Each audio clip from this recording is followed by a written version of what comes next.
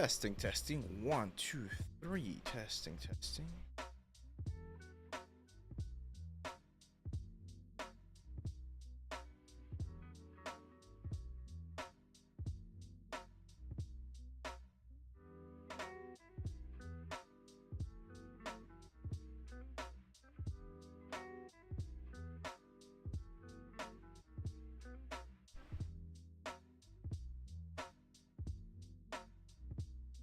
Kaiser Sijan on Twitch, what's up, man? And oh, my friend, I cannot pronounce that. I'm not sure how to pronounce it, but Bostran Kashtov.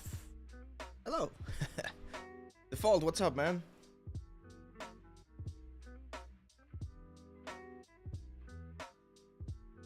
Jason, welcome, my friend. Welcome. Dix3D, what's up? Oh, what are we doing today? That's an excellent question, Kaiser. I don't know. I don't know what we're gonna be doing today. Like, honestly, I need your help, guys, because I have a bunch of projects that we haven't finished, and what's the word? And I definitely need to finish some of those. But we can always try doing something new. Default says, hello, what's up, bro? Why are you less active on Discord, though? I'm gonna talk a little bit about that, but this was a little bit of a difficult week over here. I had a lot of stuff to work on. I've been working very, very hard on the new premium course, on the anatomy course, and I'm trying to have as little distractions as possible. But I'm there. Like, I got Discord open all day. It's just that I haven't been talking too much. But I'm watching all the things that happen over there. If you ever have a question, just tag me. If you tag me on the help channel, I'll get the alert and I'll be happy to answer.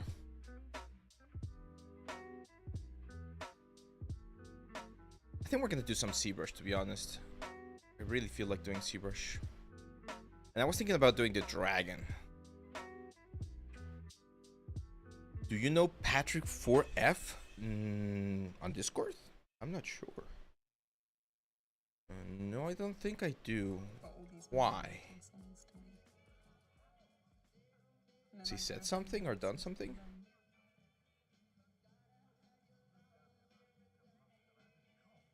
With you rock and rollers, you can perform for 1,000 people and you can't be honest with one.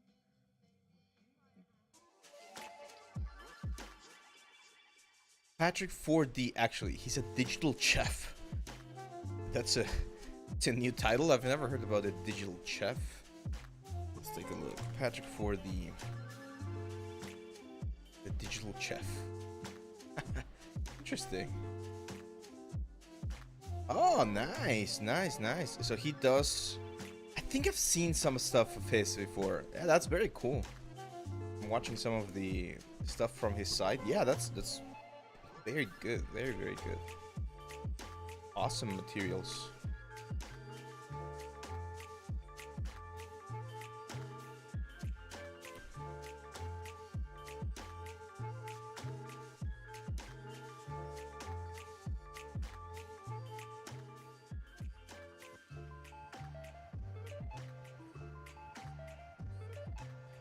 Anjana, what's up, man? We're still deciding, so if you guys have suggestions, now is the time to suggest something.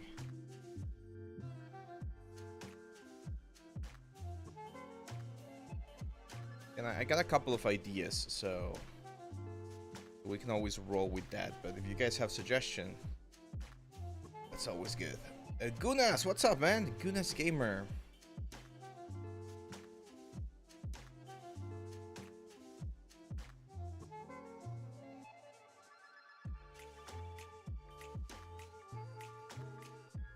Rest of the hair card livestream. I mean, we were not that far off from finishing, to be honest. But we could definitely do that. I mean, we already have the textures for the characters, so might be a good idea to finish that first. Actually, let me load that up.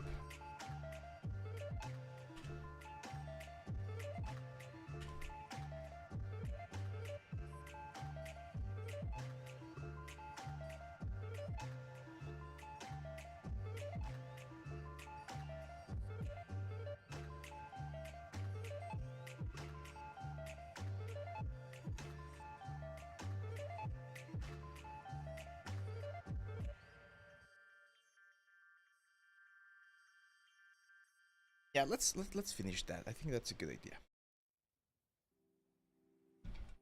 Finish the goblin and then we'll move on to something else. I got a little bit more time today, so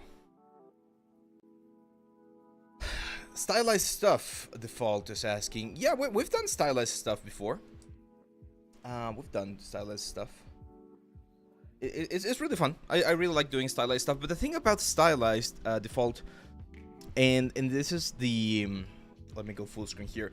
The term stylized actually covers a bunch of different things. So when you say stylized, what you're really saying is like traditional, non-realistic, right? Because there's a stylized such as Hades, there's a stylized such as Arcane, there's a stylized like World of Warcraft, there's a stylized like Borderlands, and all of them have different styles, right? Like you could argue all of those are stylized.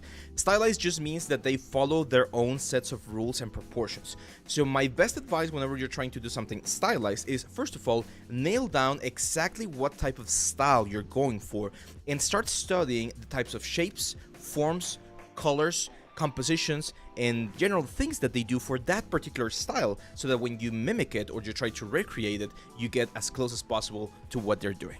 Okay, so that's I would say my main takeaway about stylized stuff.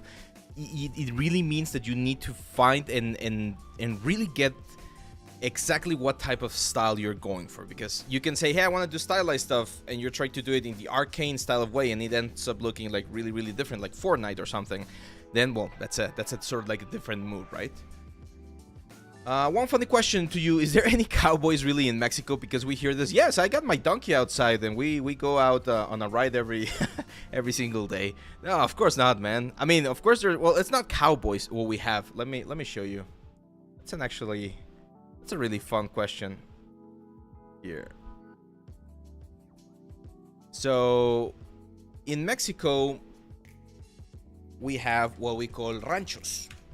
So ranchos are like this old school places. Well, not old school, but these are like the old places where settlers would have their their cows and goats and all this stuff. So it's not really cowboys. Like, we don't have that sort of like Western style. It's more like this sort of like villa style. So you're gonna see this sort of things more often than not. And in these ranchos or rancherias, yeah, haciendas, well, not we, right? Like, not me specifically, but people that live in haciendas or ranchos, they do have horses and they do all this kind of stuff. So this is no, that's not actually. I was gonna say that's the traditional look. No, this is more like the traditional look of a Mexican like rancher. So stuff like this, that's again, it's not exactly Western, but it's definitely more what's the word, outdoorsy.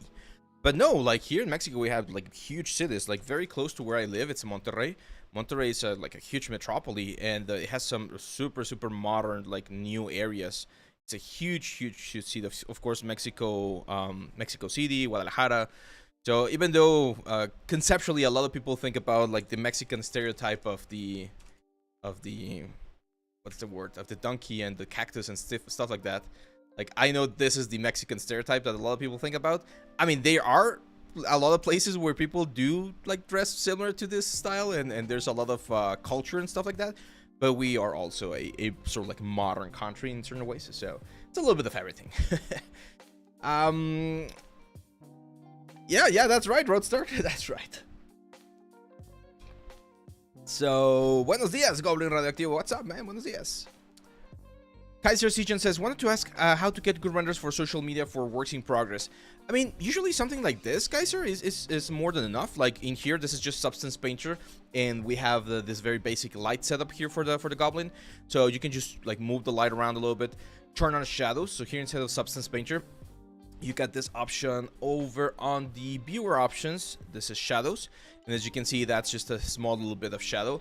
I'm not going to turn iRay right now because iRay will kill the stream. It will kill the computer. So but yeah, iRay could be another option. And right now I'm going to actually export this thing out to what's the word, to Marmoset, so that we can get an even nicer render.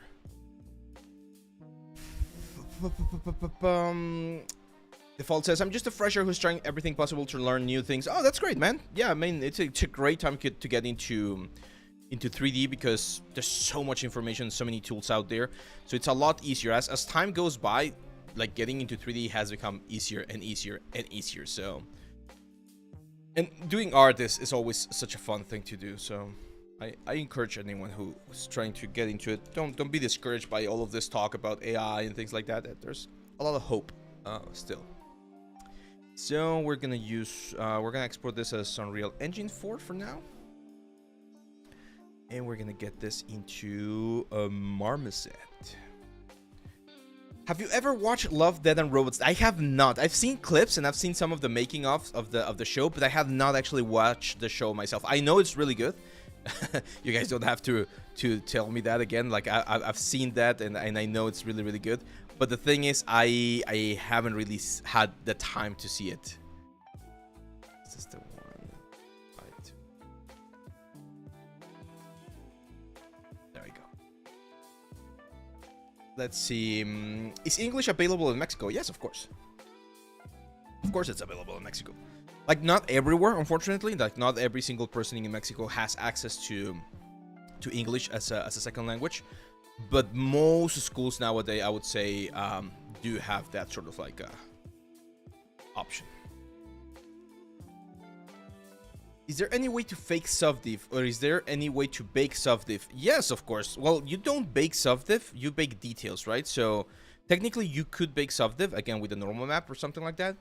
But no, there's no real way to fake SovDiff. Like actually, the smooth display or the smooth subdivision of your element is a way to fake SovDiffs. Okay, so let's start plugging in some of these textures. So that's the color right there. Go. That's the normal map. As you can see, the normal map looks wrong. It looks inverted because this is for Unreal Engine. So we're gonna flip it. There we go. And one of the important ones, of course, is gonna be the roughness map. It's on that green channel right here. There we go. Look at that. Now that looks nice. Look at the bumpiness of the skin. That's what we're going for. Of course, we can go all the way down here to the occlusion tab and add an ambient occlusion. That's gonna like darken a couple of the elements right there. Now for the eyes, I'm gonna keep them simple. I'm just gonna make them dark eyes, like dark glossy eyes. So I'm gonna go here. We're gonna bring the roughness down. Well, not too low, something like around there. And I'm probably gonna trying to see if we wanna keep the metalness up. Yeah, that looks intense, right? Like this super deep dark eyes. How did you? Very easily, man. If you want to flip your normal channel inside of Marmoset, you just click on this little thing that says flip Y right there. Just right there. 1.1k to, yeah, Mr. J, that's right. We're very close, guys, to our one of our goals on the here on the YouTube channel to get to 20k subscribers before our first year anniversary. We got 2 weeks to go. 2 more weeks. It's gonna be on the 20. Well, technically the anniversary I think is on the 23rd, but we're gonna have our special live stream on the 21st. So yeah. Oh, you wanna see a trick for that, Samil? I'll show you a trick for that. That's a great question, by the way, Samil. Great question. David Sarnes on the house. I'm asking David to start earlier today. Sorry about that, David. I know it was a short notice, but I wanna just go for a long time, like at least 3 hours. So we're starting earlier today. Yeah, as Road Stark is saying, here in Mexico, it's not like in Breaking Bad where everything's yellowish and sepia. we got full color right here, guys. Full color. One thing, I'm gonna be honest about one thing, guys. We do have and eat a lot of tacos, and no Mexican is gonna say otherwise. So the fact that Mexican food is so like predominant to our culture, I would say, is like that's true. Like there's a lot of Mexican food, and we probably consume more Mexican food than other types of foods, of course. But yeah. What exactly is Marmoset Toolbag? Also, does it render better than Cycles Blender? So, Marmoset Toolbag is a real-time rendering solution. It also is a texturing suite. It also is a baking suite, so you can bake textures here inside of Marmoset. And is it better than Cycles? Yes and no. It's better because it's faster. It's, I would say, a little bit more intuitive to use, especially if you're not gonna go into like deep compositing and things like that. So there's a bunch of like variations there, okay? It's very important that you understand that, because you like they both help to generate a nicer image, but they're not used exactly for the same thing.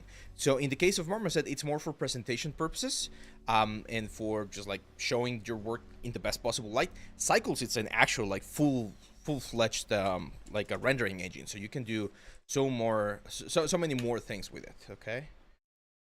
Let's see. I'm facing stretching. I'm facing the stretching in UV, which was on Brab. How to fix this and maintain foot? I'm not sure what you mean by foot, but if you smooth your object, you need to unfold again.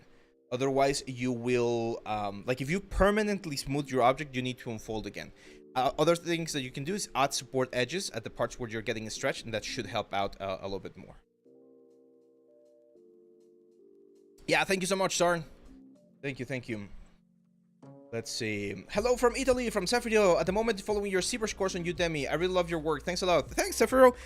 Just a quick reminder: we did upload some of our courses to Udemy, but all of the new courses are being uploaded directly to my site. You can find them on the comment section here on the live. It's aveliel3d.com or www.aveliel3d.com, and that's where we're going to be uploading most of our stuff from now on, and it also should have a better like discount than Udemy. On Udemy, I need to like charge them or place them really high, because the commissions that they get are like ridiculously high. Is it true Coca-Cola is bigger and sweeter than Mexico? Yes, we do have some big Coca-Cola, what's the word? Some big Coca-Cola bottles. It's sweeter because I believe we use like actual sugar over here, and they use corn syrup in the US, for instance, or in other places. So yeah, okay. So this is a great question that we got from who was it? Saumil. So I'm sorry for showing it here inside of Maya, Saumil. It's just a little bit faster for me, but you can do the exact same thing in the, in the Blender. So if you have a cylinder for games, right, and you want this cylinder to be really clean, really tight, but you don't want to have too many subdivisions. Let's say we have 24 subdivisions. 24 subdivisions on the outside part of the cylinder, and let's imagine this is sort of like a gun silencer or something like that, and then you need to, of course, give it a hole right there at the center. So if we grab, oh my god, if we grab these faces right here on the center and we extrude, let's imagine that this is our, again, like our gun barrel. So we want to minimize the amount of polygons that we have, because right now there's too many. We have 288 triangles for this little cylindrical shape. And we can definitely bring this down by going to the inside of the cylinder, selecting every other edge that we have right here, and then collapsing that edge. So edit mesh, collapse. Select, there we go, collapse. So what we just did right there, this is a very traditional sort of like, again, topology trick that you can do to keep a very clean outer edge silhouette with 24 sides, and a very sort of like low poly inside silhouette with only 12 sides. So we went from 288 to 264. It might not seem like much, but it can really save you some again, some edges later on, especially for instance this one's here on the center. A good rule of thumb is, if you are not going to see the silhouette of your object, you can definitely simplify that silhouette, and you're going to get a more efficient like shape, like this one right here. So this cylinder right here looks, or it will look pretty much the exact same. Like if I show this in Engine, it will look pretty much the exact same as if I had a 24-sided cylinder all the way around.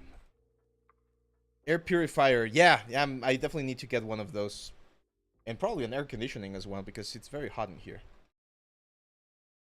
I would like to learn a proper workflow into game engine, so proper topology. Okay, if you want to do that, Sefrio, and you'll know either Blender or well, you mentioned that you're learning ZBrush right now, right?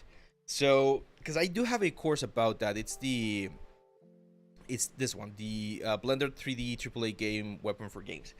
Now, if you take this course and you don't use Blender, you can still learn all of the tools and use Maya and ZBrush instead, because all of the principles are pretty much the same. The only thing that changes are the tools, but the principles are the same.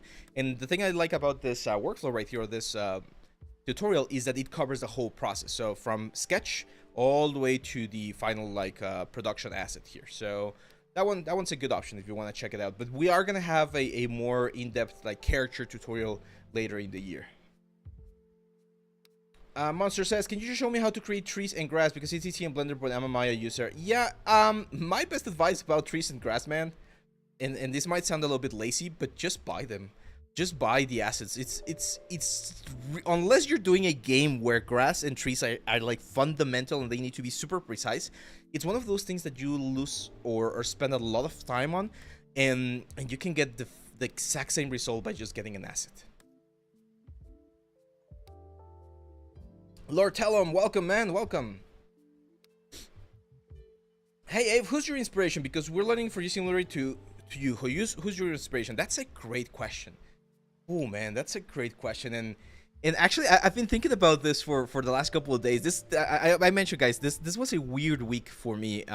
Like personally, there was a lot of like learning involved. Actually, like a lot of learning, but not technical learning. It was about, you know, like philosophy and thinking about life and things like that. So inspiration is one of those things that, as you like correctly pointed out, Gotham, everyone has an inspiration, right? And here's the fun thing. There's not only inspiration to be found on those who are further advanced in whatever career you're going for, but there's also a lot of inspiration to be found in the newer generation. So first of all, it might sound very corny what I'm about to say, very I don't know, weird, but I find a lot of inspiration from you guys, because every time I see you guys showing your works in progress on the Discord, showing your finalized 3D results, your portfolio reviews, especially those who submit portfolio reviews every month, and I see the improvements, that's inspiring to me. Like seeing that growth as artists for yourselves, it's very, very, very cool and very fulfilling. However, I know I understand where that again where that question is coming from. So I'm gonna show you a couple of people that really inspire me from an artistic perspective. So first, let's talk about the traditional artists, right? Like traditional like fine art stuff. And one of them is Bernini. So Bernini, Gian Lorenzo Bernini, was a sculptor from, I'm not sure what year, but he's made some amazing ones. And my favorite piece by Bernini is this one. It's the Rapture of Persephone. Well, I think they call them the Roman names over here. Yeah, it's Apollo and Daphne, or actually, yeah, I don't know, my bad. I mistook this for Persephone. But this is it's a dryad, right? So it's the trees. She's like a tree girl, and then this is I think it's Cupid or something. Apollo and Daphne. There you go. So when I saw this sculpture, it was like the first time I was like, wow. It's just like the fact that someone was able to carve that out of stone is just freaking impressive, right? So Bernini has always been one of my big inspirations. So of course, Michelangelo, like the classic ones, are always good. But I try to show some artists that might not be as well known. Another one is of course Rodin. So the sculptures by Rodin. I was lucky enough to go to Mexico City actually, and he has a couple of copies from Rodin's work. I think he has this one right here, and I'm not sure if he has the Thinker or not, but Rodin's sculptures are just like, again, freaking amazing.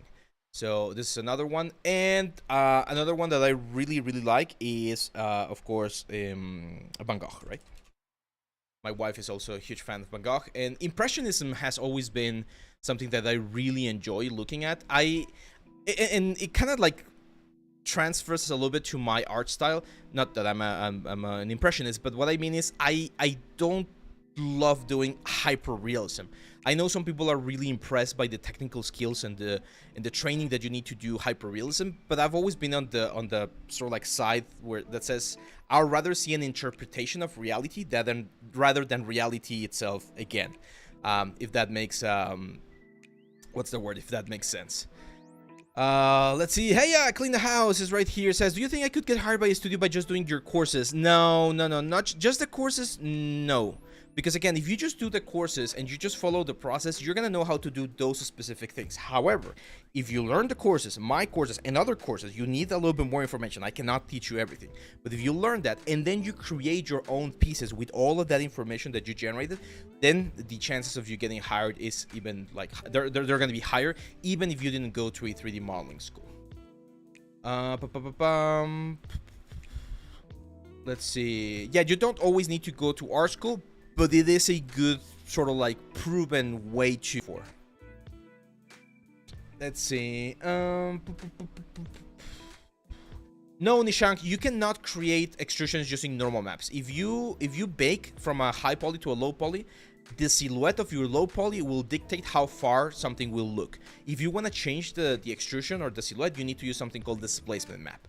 And in that case, you're going to use more geometry, and it's a slightly different process. What was your dream before and after going into the 3D industry? That's a good question. I've mentioned this before. When I graduated high school, I actually wanted to be a doctor, and after the first year in medicine school, I realized that that was not what I really wanted. So after I left medicine school and started doing 3D and art in general, my main goal was to work as part of the cinematic department at Blizzard. That was always like my dream job. But as I grow older and I realized all of the things that you needed to do that, and all of the things that, like, how the industry works in general, I decided to like pick a different path and became more of an independent creator, and that's what I've been doing so far. And thankfully, and thanks to you guys, of course, I've been able to fulfill that sort of like goal, which is tell my stories, teach students. I found teaching through those years, and I was able to sort of like pivot into this sort of career where I'm an educator, content creator. I also do my own productions, small scope productions, and I freelance for other types of projects as well. Let's see. Yeah, as Mr. J says, if you're already in college, if you're already studying university, just finish it, guys. It's way easier to just finish it, and then it's gonna that's gonna open up more options for you and more opportunities for you because you're already there. If you're thinking about doing it, here's what I would give, the advice that I would give someone, especially here in Mexico. If you're thinking about going and it will put you in a financial struggle where you're gonna have to invest a lot of money and you're gonna have to ask for loans and things like that, you might want to think about it because, again, everything is like complicated. But the thing is, university is kind of like a way to get all of the information in a compressed way, and again, the networks and the opportunities are most of the time there. However, and this is again especially for those who are older, if you're, I don't know, over 30 years for instance, then it might not be as valuable to go back into school because you already have a lot of like life experience that you can use for your own self, and you can learn way faster than someone who's 18, right? So it depends a lot. It's a sort of like a personal like situation. It might work for some, it might not work for some. So that's why I don't like giving like black and white advices. Just try to lay out your options in front of you and see what kind of like which one sounds better. This is another corny thing that I'm gonna say, but sometimes just following your heart and following your gut is a good idea to know sort of like what path to create. Okay, so we were going over Bangkok. So these are kind of like, again, like old school, like a real, or not old school, like more recent artists, especially talking about 3D. There was this guy, her name is now Madeleine Scott Spencer. She was the first teacher I learned ZBrush from, and I learned from the No More Workshop, of course. And she's done books. I got some of her books over here. She has worked at Weta for a long time, over there at New Zealand, I believe. And she was always a huge inspiration. Whenever I saw her stuff, I was always like, damn, that's super cool. I want to do that. And you can kind of see some of my stuff. Like, again, I'm nowhere near her level, but there's, whenever you pick someone as your motivation or as your reference, you bring that into your own stuff. So it kind of like transfer, and then you add a little bit of your own sort of like style right to it. So Madeleine Scott Spencer is definitely one. Another one, of course, like I'm not gonna name the famous ones like Rafael Grassetti, Glauco Longhi, all of this like big like directors at Naughty Dog and Sony Santa Monica and all these guys. Like, of course, those are huge inspirations, but I'm trying to go for some more obscure references. So there's this guy called Andrea Uderzo. This guy is an illustrator. I actually think he's Italian. So Italian guys, maybe you guys know this guy. I'm not sure if he's Italian or not, but his name definitely sounds a little bit Italian. And he was the concept artist or the illustrator for a game that I used to play with my brother and a couple of friends called War Machine and Hordes. And his style was so good. Like, I love this style. It's kind of like, I don't know, comic book, but his compositions were always freaking amazing. Freaking amazing. Actually, I've been wanting to do one of these guys for a long time. Should we do one of this? There was a little robot guy called the Squire, the Signar Squire, this guy right here. It's like a little egg, and it was very fun. Maybe we should do it. Should we? Like, I'm not sure if we're gonna do it today, but I think we should do it as a little like YouTube series, because it's a great practice on hard surface stuff. It's not that complicated, I would say. It's definitely tricky, like this little Squire guy, but it could be a very cool little project right there. The Hidden with the sub. Thank you, man. Thank you for the prime. Bengal Tech Gamer is right here as well. So this guy, Andreu, there's another like really good inspiration. There's another great comic book artist called Russell Datterman. Love his stuff as well. And I love what Russell has done with the heroes and the comics that he's worked on, because he has such a different take.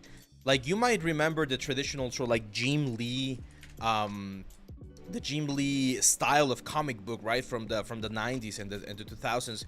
This sort of like super dark, super contrasty stuff, and it's cool. Don't get me wrong, it's really cool. However, I feel like it's a little bit too on the edgy side of things.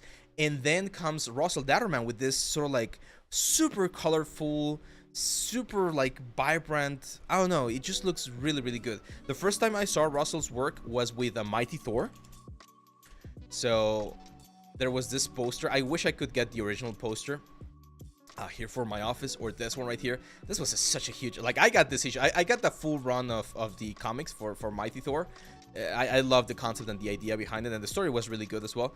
So this stuff is really good. Russell Datterman, top-notch artist as well.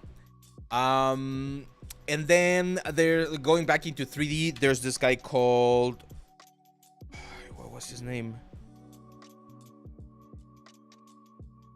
Oh my god, I forgot his name.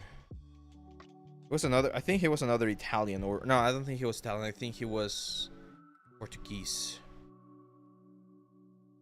Alessandro Baldasseroni. Also sounds Italian. There we go. So Alessandro Baldasseroni, he's one of those guys that I'm like, why are you not famous, dude? Like, I know he's quite famous, but not famous at the levels of, for instance, again, Rafael Grassetti. And he worked at Blur for a long time, and he was in charge of the character process there at Blur. I hope I one day get to meet this guy, because he's just so amazing. His work has inspired me as well so freaking much. Look at this deer right there. Beautiful stuff. So Alessandro Baldasseroni, you might want to check his stuff as well. And yeah, so I do get my my inspiration as well, guys. I'm constantly looking at inspiration. I browse ArtStation, and again, there's younger guys, younger than me, that are doing freaking amazing things. There's another thing right here, Gustave Doré. Gustave Doré, I've never heard of him. Maybe I've seen. Oh, okay, yeah. No, I definitely know who this guy is. I didn't know his name, but I've seen his stuff. Yeah, this is really good, really dark as well.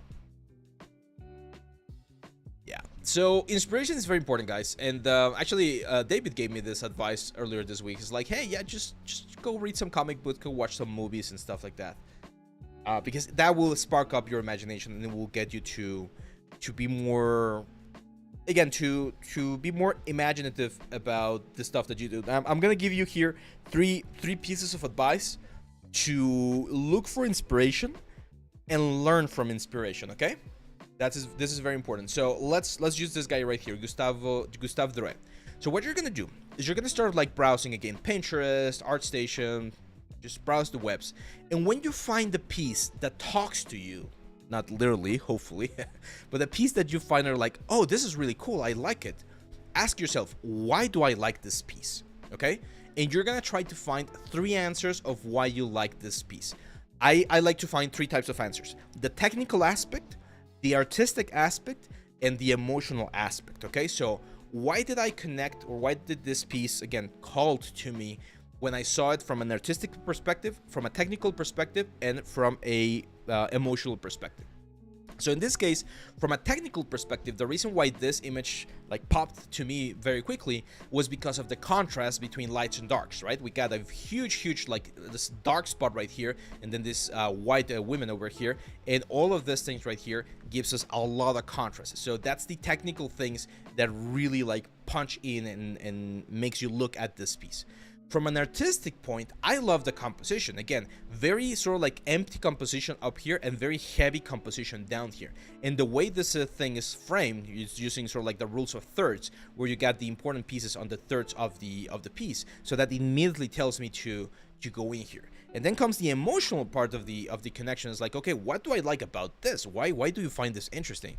And this is where you need to analyze and be like, okay, what does this piece tells me, right? Like what am I feeling? Am I feeling hope? Am I feeling despair? Am I feeling horror? Like what kind of feeling am I like trying to define right here? And that's the information that you're gonna get. Once you get those three informations, now you need to ask your question, that same question, for a piece that you might be doing. It's like, okay, how am I conveying something through this piece to my audience? And that's gonna allow you to really find a way to not only create something that's technically good, but also emotionally connects with the audience in whatever way you see fit. How do you work on all fields like modeling, texturing, sculpting? Because for me, it's very hard. Well, I don't work on all of the fields, first of all. I do have a let's say, wide range of knowledge. But the thing is, I had to. I was forced to do this because when I came back to Mexico and I started my little studio over here, you can, it's very difficult for you as an entrepreneur in this case to go to a client and be like, hey, I can do a model for you and texture it and do a very nice render. They don't care about the technical things. They just want to see the final product. And the kind of products that most people ask for are videos, like sequences, render sequences, or apps, right? So like a complete game, like a little experience or whatever. So you need to do everything because that's the product that you're actually selling. Now, I don't have to do everything, but because I have other people that help me. So when I have a big project that needs, I don't know, something like a lot of animation, I'm gonna like subcontract an animator or hire an animator, and we're gonna do a team effort to get to that final piece. But if it's relatively simple, I try to do most of the stuff myself. Are you familiar with Unreal Engine for Horizon 11? Yes, of course, man. Of course I'm familiar with Unreal Engine.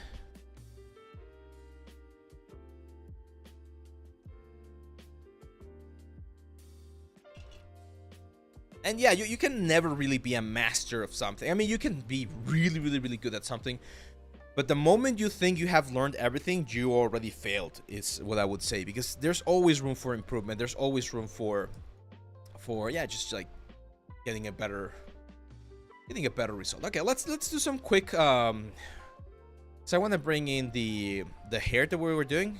Let's see if it fits him. Let's use this one.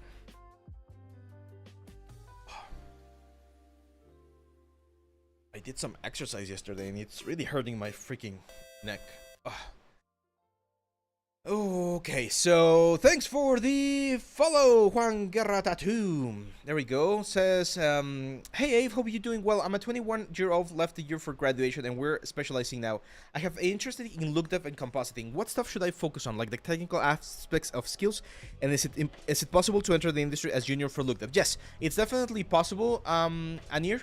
And if you want to do that, look dev and compositing, one thing that you need to focus on is understanding how shaders work at the technical level, how procedural you can make them inside of Maya or Blender. Like a lot of node works because you're going to be tweaking and modifying a lot of those values. And I would say for compositing, you really need to learn about AOVs, how to properly set up AOVs, how to properly remerge AOVs in a compositing software. You're gonna get a couple of opinions here. If you want to do this again indie style, you might want to be you might use, or you could use DaVinci Resolve, which is really good.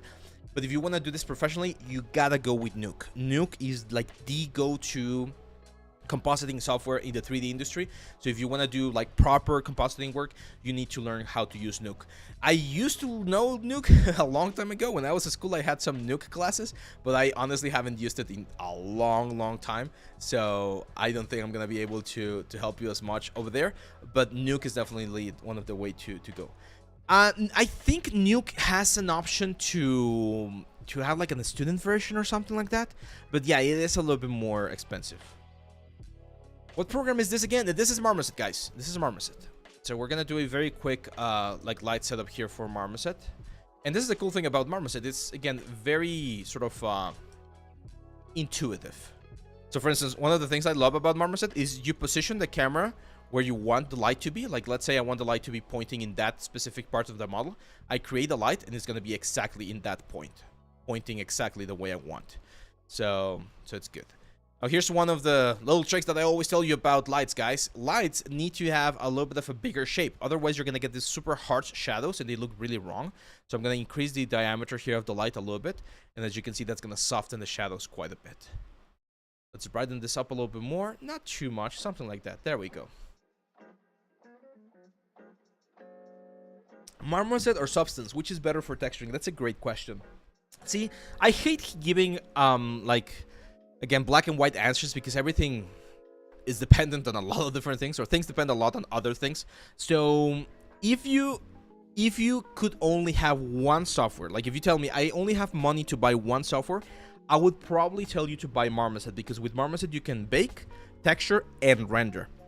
In Substance, it's really good, but you're still gonna need another software to render, such as Maya, Blender, or Unreal. So again, it varies a little bit. However, I cannot deny that Substance Painter is more industry standard than than Marmoset. I love both. I have both, but from a learning perspective, again, if you want to go into the industry, then maybe Substance is a little bit of a better choice at first. But to be honest, they're both kind of like compatible with each other. So if you can use both, like what I'm doing right here, like this is not something that you could do with Substance, where you can create and place your own lights and stuff. Yeah, oh man, I was hoping we would not touch that topic, Lord Tellum, because it's a very depressive topic. But yeah, I mean, companies are gonna do what companies are gonna do. That has been happening since forever, so not much we can do, unfortunately. Look at that, that's some good subsurface right there. Nice, I like that.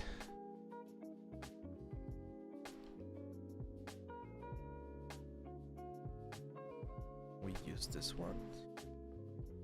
Okay. So this is an interesting, this is a good learning opportunity. No, don't worry, man, don't worry. Clean the House says, hey Ave, I just finished my first year in uni, going to second in September. I started a course on character creation for games that cover ZBrush, 3ds to the Max, Substance, Marmoset, and assistant programs like ZBrush, Photoshop, or Networks, and Resom UV. I haven't had any struggles yet since we started with ZBrush, but do you think I'm too young for this? No, I don't think you're too young. Like, at that point, that's perfectly fine. I am going to say something about the thing that you mentioned about having so many assistant programs. The problem with assistant programs, and the reason why people tell you or suggest that you don't always... that you don't always use so many plugins and so many add-ons, is because if you go into a studio and the studio cannot or will not buy the licenses so that you can use them, you cannot use them. And if you cannot use ZWrap or Ornetrix or Resom UV, the question is, can you do it like with the normal basic tools that Maya has? Because if you can't, we're gonna have an issue. You are gonna have an issue. Not me. You're gonna have an issue because you're not gonna be able to really generate the stuff that they need you to generate. Okay, so that's why it's important not to depend on that stuff. Now, if you're gonna be like me, I'm indie artist. I own all of my licenses. So if a client hires me as a freelance, I can use whatever license I want because I own them. Well, not whatever. There's certain caveats, but in general, they're not paying for the licenses. I'm just providing the work. Then in those cases, there's not too much of an issue. But again, you're gonna have to buy all of those licenses. I know it right now as a student, you might be sailing the seas with the dark flag, right? And hey, I'm no one to judge, because when I was a student, I had to do some of that stuff as well. But after you graduate and after you start getting some work and you're getting paid, the right thing to do is, of course, to own everything, pay for your licenses, and that's where it can get a little bit tricky.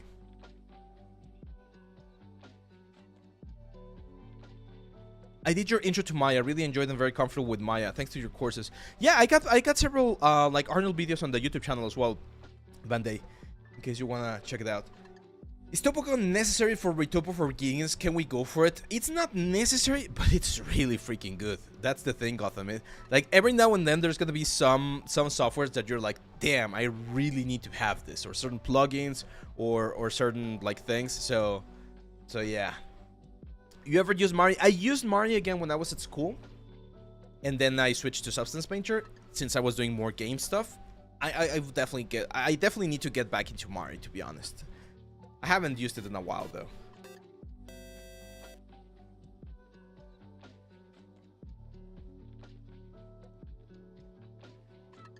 Always learning, always improving. That's right. Yeah, this is real time, and yes, this one I think will look more often than not. It will look better than Eevee. Okay, so we have an issue here, guys. Let me do a little bit of technical work, and then we'll answer more questions because we're getting a lot of questions, which is great, by the way. I love questions, but then we're just gonna spend all the time of the stream answering questions. So the problem here is that I activated this thing called subsurface scattering, which is of course the effect that we can do to add the skin effect to the character, such as this like amazing red light here on the ears.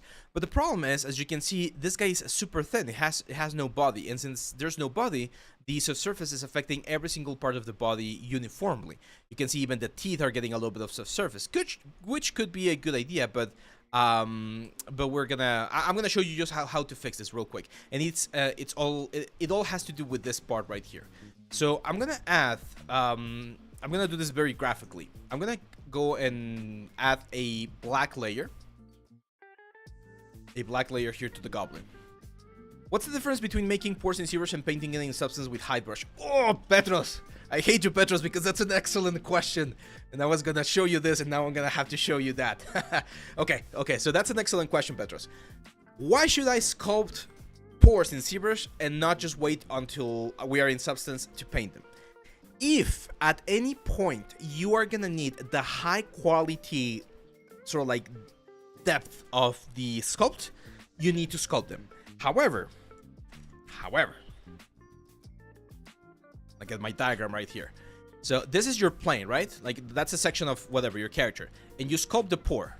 And this board, if we do a cross section, looks like this, right? There's enough depth right there that if you shine a light to this pore, you're gonna get a very nice shadow on this side right here, right? Because this wall of the pore is generating the shadow.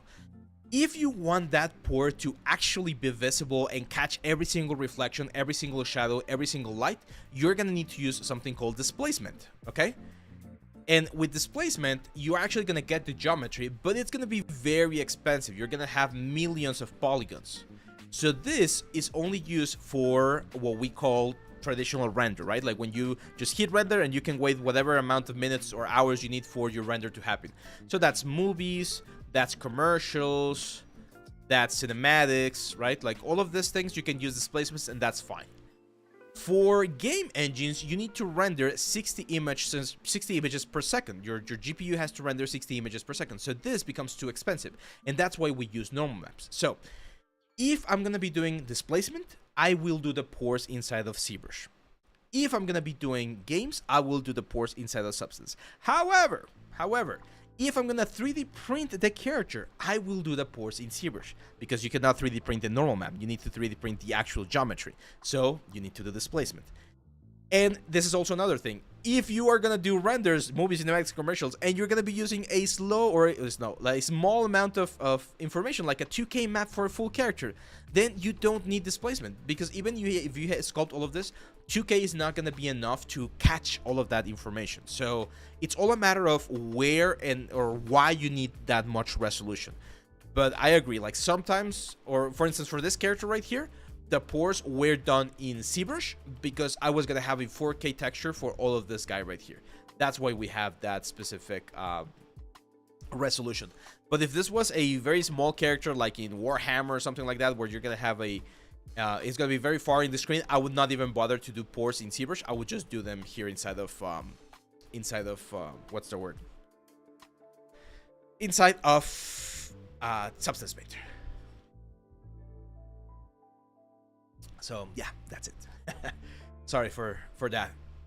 Those questions always get me very excited. Okay, so let's add another what's the word? Another fill layer right here. The bottom fill layer is going to be black, and this top fill layer is gonna be white. And again, this is just to show like visually what we're gonna do here. What I want to do is I want to generate a mask that tells me what parts of the character should have subsurface scattering and what parts of the character should not have subsurface scattering. So I'm gonna add a fill layer. Sorry, I'm gonna add a black mask right here. I'm gonna add a fill layer. And in this fill layer, I'm gonna use the thickness map that we bake. This is something that you normally get. And as you can see, this is what we're getting right now. Let's turn off the shadows. There we go.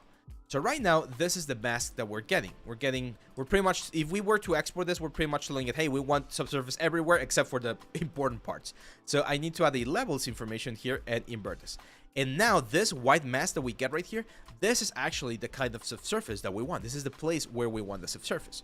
And we can tone it down or tone it up depending on how much subsurface we want to have. This is, again, a very basic subsurface map that, again, tells us where the subsurface is going to be. So in this case, I want to sort of like a soft subsurface on the ears, and a little bit on the lips, a little bit on the nose, like that. I don't want that much subsurface on the teeth, so I'm going to add a paint layer. And this paint layer, I'm going to go for a sort of like grayish value right around there.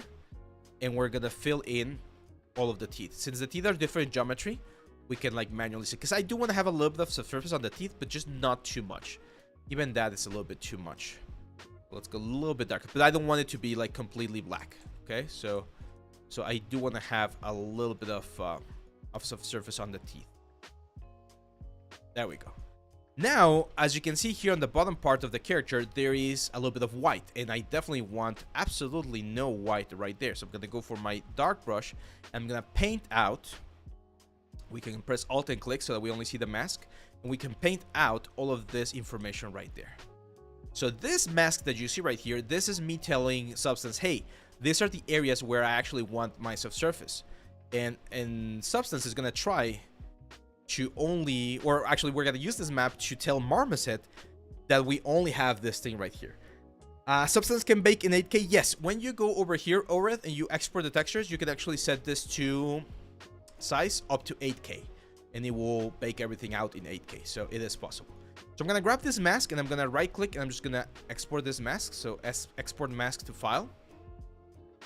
Let's go to the desktop, hair cards, Goblin. Let's call this SSS mask. There we go.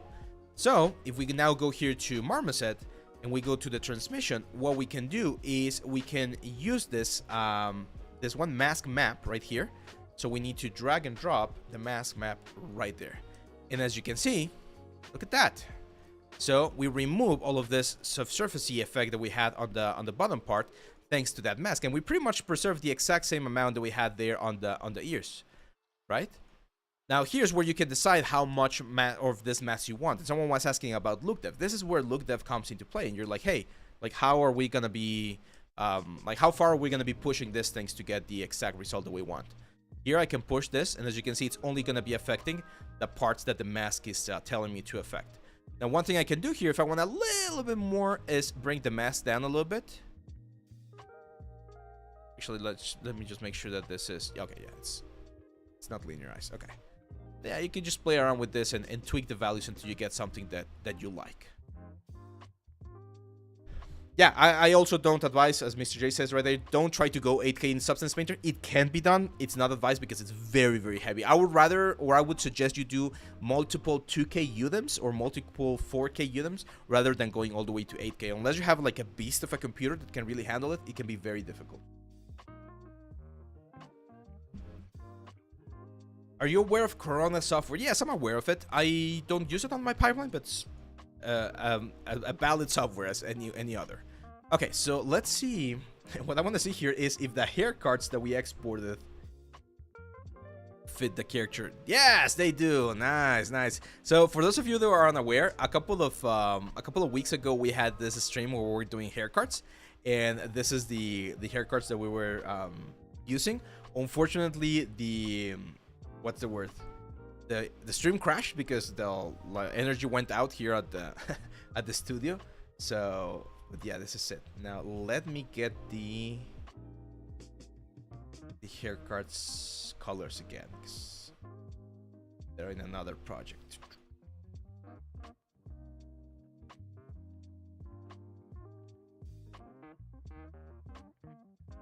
they?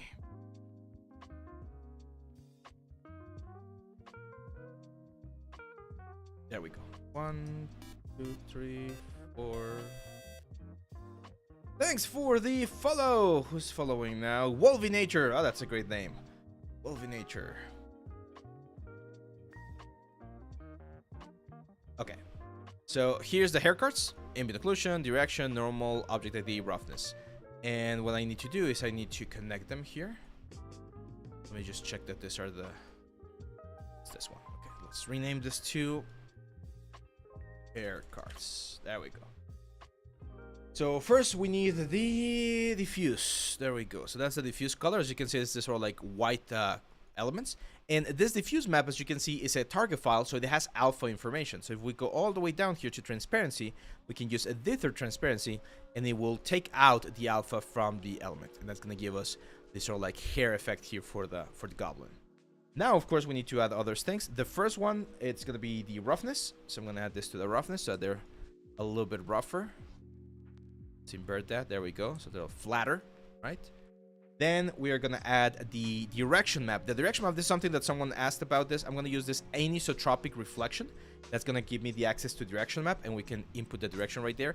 It's not really going to change too much. Like, it's not going to like affect too much on the goblin, but it's just one little extra touch that makes the hair look a little bit more believable. Once that's done, we are going to add the normal map, of course. So the normal map goes all the way on the top, right here. It's gonna just add a little bit of bumpiness. It's not too much, but it's just something that just looks a little bit nicer. And the magical one, as I mentioned before, it's the occlusion map. Because we're not gonna use occlusion, we're gonna use this thing called cavity map, but it's pretty much an ambient occlusion bake, and that's gonna give the depth to the hair. Look at that. Like, this one always seems like magic to me, because look at how much more depth you get from just adding this cavity map right there. It's just like freaking amazing.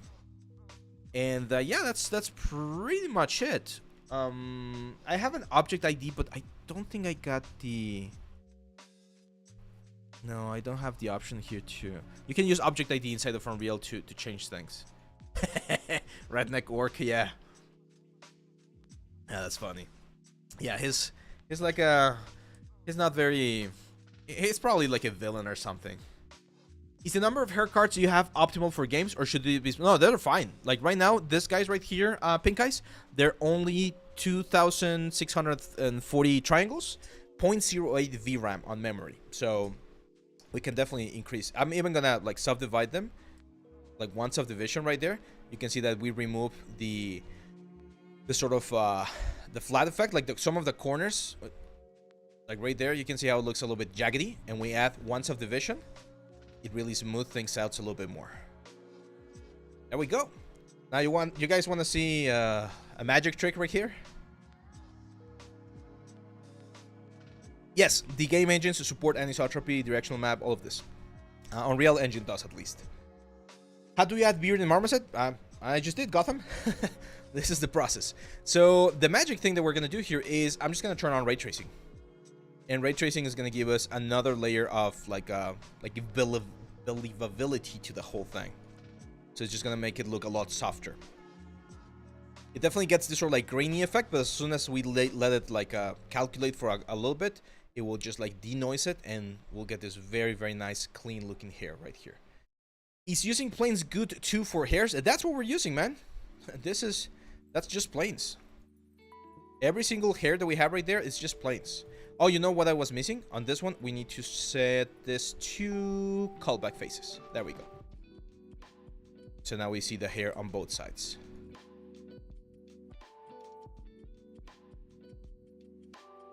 So yeah, Mr. J, we use planes all the times for hair cards.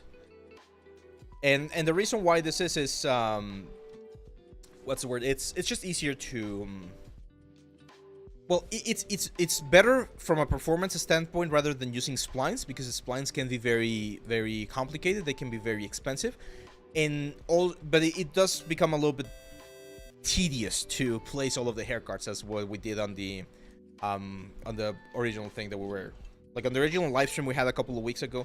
It took a little bit longer to do that.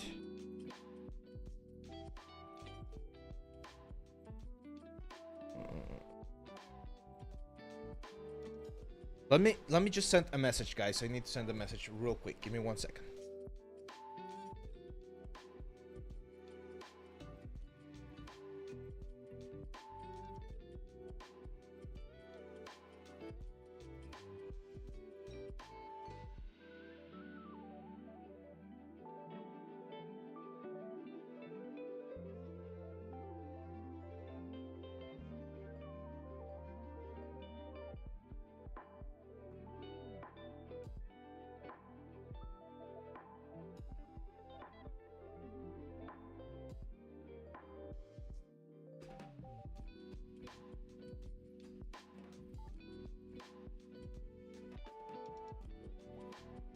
There we go. So hair for movies, that's a great question, Mr. J. Hair for movies will use hair systems, and we have a whole what's the word? We have a whole we have a whole video there on a series that we did for like a little mustache and a little beard that we use Action for, and that's how you use hair in movies. So it's hair systems. Okay. So yeah, that's it, guys. Now, let's see. Do you guys want me to continue with the hair with this guy? I mean, we're missing the eyebrows, maybe a little bit of hair poking out of through the ears. We can have some fun placing cards and answering questions, or should we do some sculpting on ZBrush? Like I was thinking maybe doing, like we can continue with the dragon, or we can do some sort of like monster or something. What do you guys say? I'm open for suggestions for today's stream. We don't have the mustache yet. We lost that one.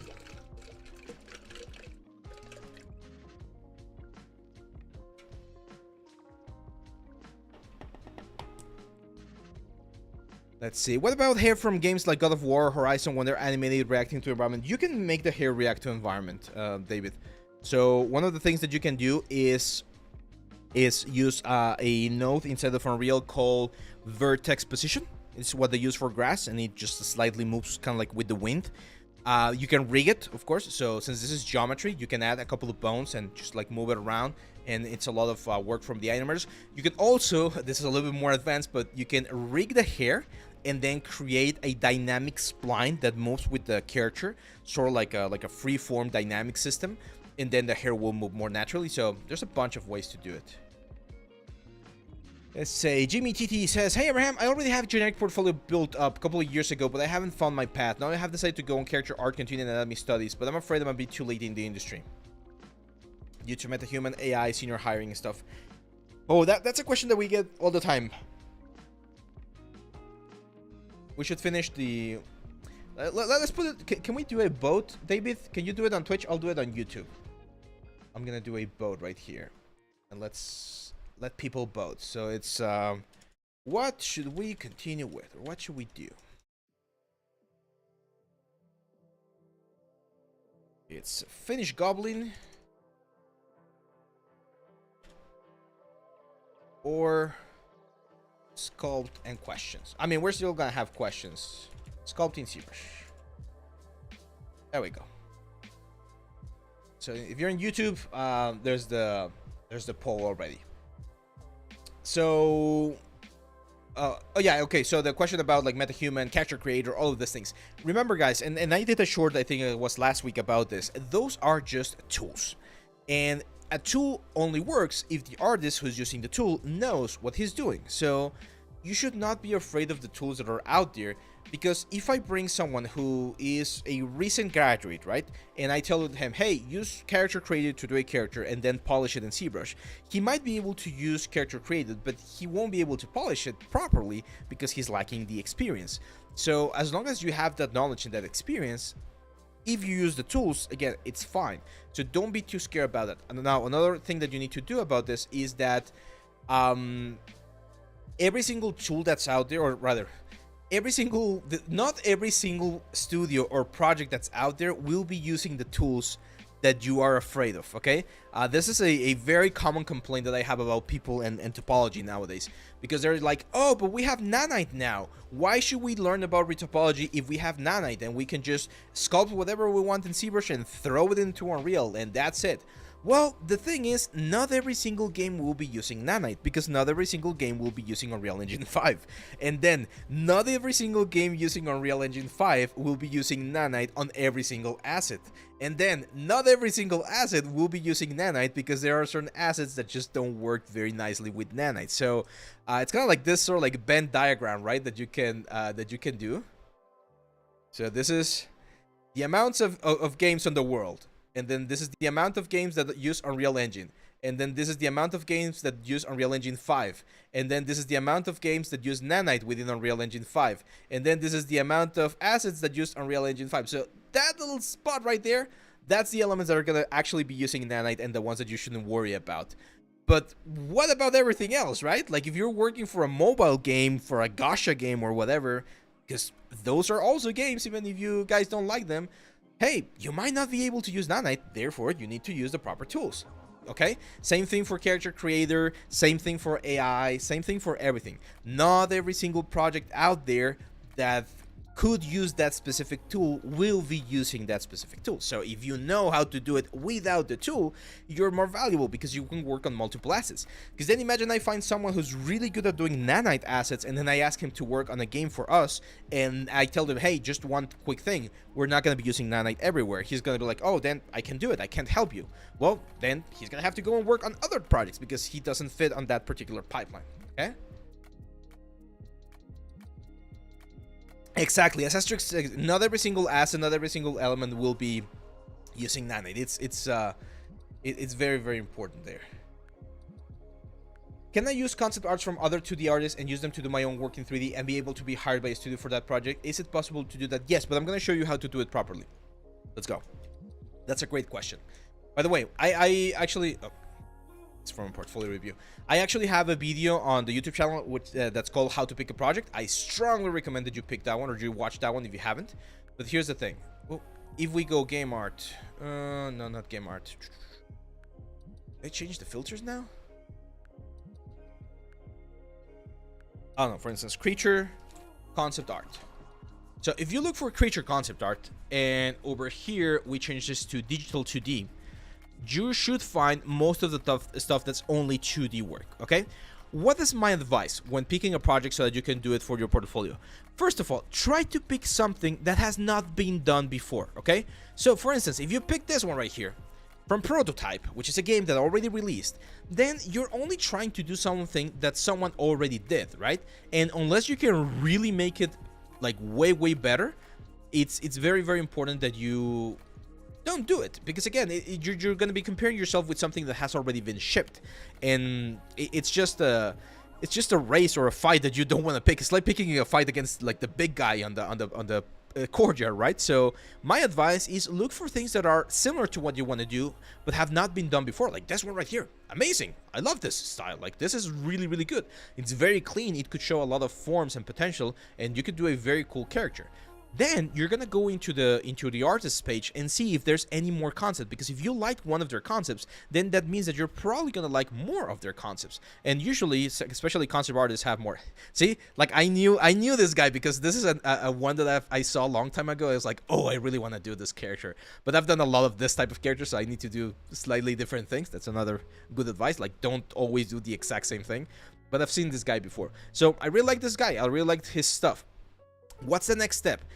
Ideally, just send him a message, okay? So if you see a concept like this alien right here, you'll be like, hey, I really like this design. I was wondering if I could do it for my portfolio as a student piece. I'm trying to get into the industry, blah, blah, blah, blah, blah. Cool. Now, if you are already a sort of like established artist and you just want to do it for fun, for a personal project, just say that, hey, I love this style. Would you like to collaborate? I'm going to do it. I'm going to add it to my portfolio. And then you can add it to your portfolio as well, because we're both sort of like established artists. Or on another case scenario, it's like, hey, I really like this. I think it has potential. I want to do like a collectible statue. Would you like to collaborate on a business, like a partnership or something? And that's how you build up relationships. But I don't know what it is with people being so scared about the rejection, as Lord Tellum is saying right here. If they say no, oh, well, that's unfortunate. Thank you. And you move on.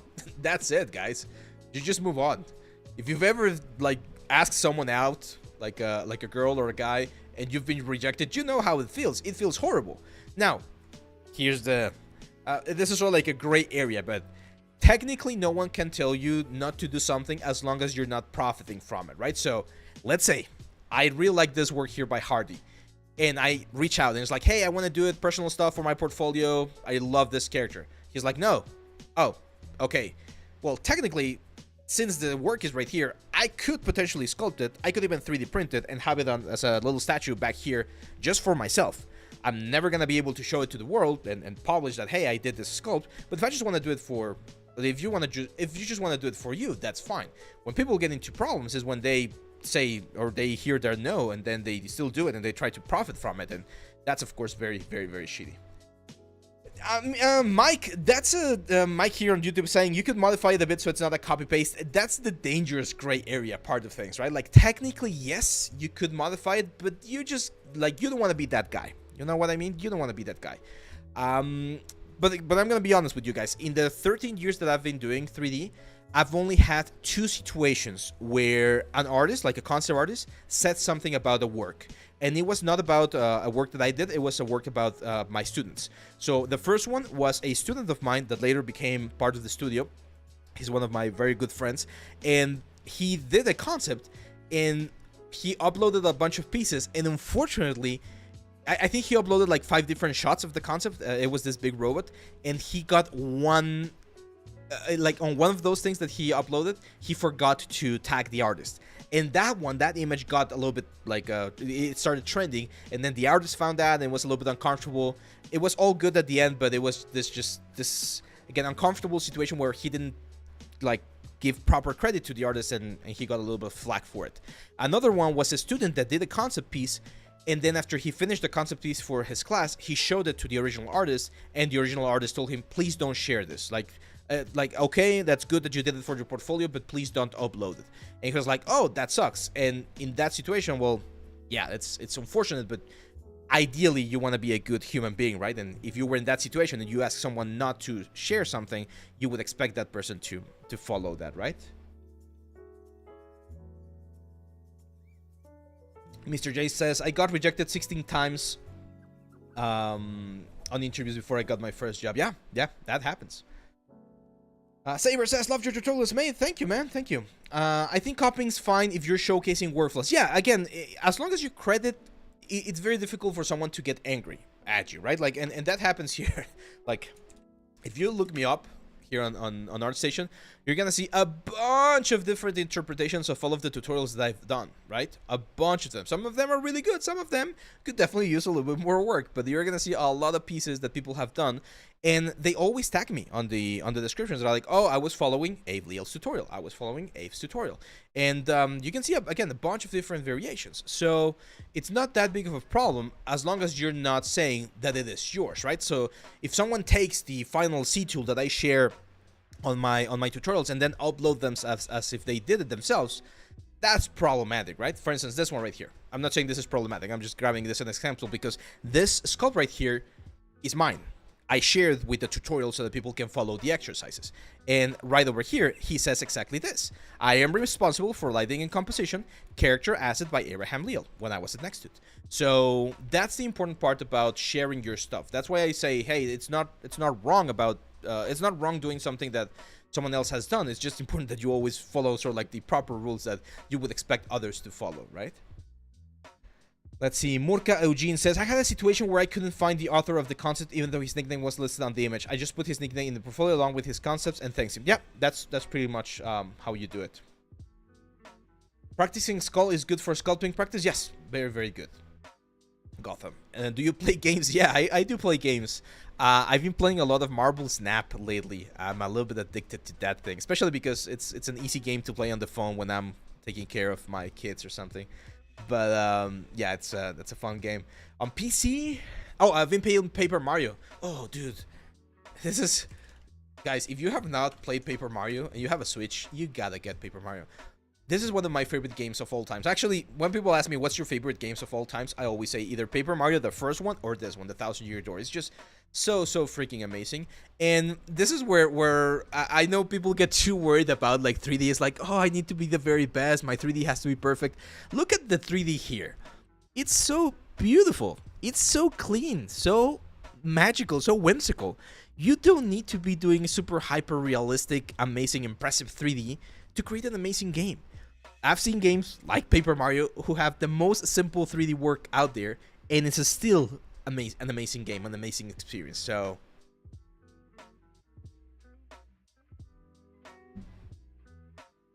let's see. Salmil says, "Hey, Ave, does it matter in which software I'm modeling? Like, if I'm modeling things in Blender and I texture in Substance, then I animate? No, it's fine.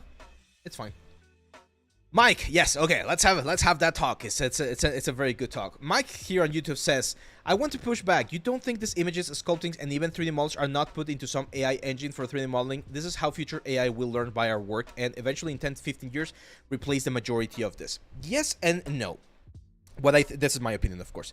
So, of course, everything is being taken as for AI training. Like, I have no questions about it. And the example about Adobe yesterday and the day before about their terms of service, it's a clear example of that. Of course, I know companies are only looking for the dollar and looking for freaking revenues and things like that. And of course, I know every single model, every single thing that we do is being used and abused by others, right? But here's the thing. I don't think it's going to replace art in 10 to 15 years. It will definitely change how we make things. But I'm gonna give you a perfect example. There's this game called RPG Maker. Have you guys seen it? So imagine you showed RPG Maker back in the 90s, right? When these type of RPGs is sort of like top-down things were like the main thing. If you showed this back then, studios would revolt, right? Like Square Enix back in the day. Was it Square Enix with Final Fantasy? Legends of Zelda, like all of these games would be like mad at you because you created a tool that pretty much could allow a single person to create a full RPG. Well, my question is, how many games have been created with RPG Maker, and how many of those games have actually become something like big? Because I know there are a couple of them out there that someone was like, "Oh, this game was done with RPG Maker and it's good," right? But most of the stuff that you see made from this are just passion projects that are never gonna be like this super huge, amazing RPGs that are gonna remain in history, right? So I think that's the same thing for 3D. And I'm gonna give you another example. This is something that came up with within the D&D community a couple of days ago in the Reddit forums and FanFinder. They were about like they were saying, "Hey, a player of mine got angry at me as a DM because I was using like a D&D character generators using AI, right? Like Midjourney and things like that to generate portraits, right? Like this." So it's like, "Hey, I don't know, I'm doing a campaign and I need you guys to meet this guy right here, whose name's gonna be John. And John's gonna be an elf that's gonna be guiding you through the woods in this first part of the adventure. And I don't have time to go into ArtStation and look for a picture of an elf and just use it as John and credit the artist and do all that stuff, right? So that's fine. We're gonna be using art, or there's gonna be a lot of creations that are gonna be just good enough for certain things. But if you really want to do the next step, if you really want to push things to the next level, you will need someone who knows what they're doing. And unless or until AI gets there, where it can really produce something that is way more impactful than something that a human can produce, even if it's faster, I don't think we need to worry too much about it. Besides, another point there, Mike, that I want to make, and this is a little bit more of a personal opinion.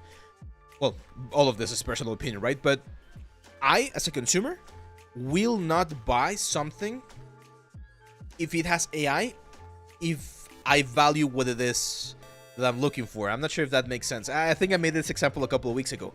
If I go to a local burger stand, right, like a burger shop, and I see that they're on their marketing thing, they're using all of this AI generated like burger ads, I personally don't care, because I'm here for the burger, right? I'm here to eat and I want to just get a burger and that's it.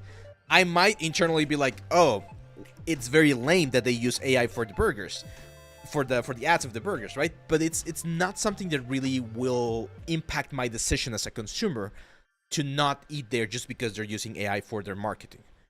However, there might be someone who's very purist about the burger experience, and they're like, "I'm never gonna eat a burger on a place that uses AI for their marketing." And to each their own. The market will decide.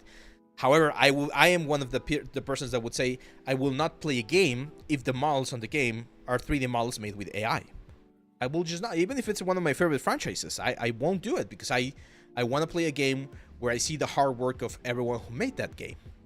So I guess it also comes to how we as consumers will like work with all of these things around. So it's definitely an interesting conversation. I'm not gonna lie. I'm definitely not gonna lie, but it's I'm not too scared about it in the same way that we still have traditional photography, we still have traditional sculpture, we still have traditional oil painting. It's a smaller industry, definitely, than it was several years back, but still there, okay? Let's see. I think RPG Maker was around in the 90s. They even had a Fighter Maker. Just discovered Ave here, looking to reinvest in and relearn some of my skills here. There you go, Wolvinator. Welcome. Another thing is AI can't do minute changes as of now. Just say it changed the camera by 15 degrees. It completely changes. Yeah. And again, that might change, Van Day. And it will be... What's the word? It will definitely change the landscape. This is something that I've seen. Like, I'm not saying ignore AI, nothing's gonna happen, everything's good. No. AI is definitely changing the game. Definitely. But what I'm saying is you need to both stand for it, like make a stance when possible, like tell corporates with your wallet, right? Like both with your wallet, as they say, so that people realize that you're not going to buy into that sort of stuff.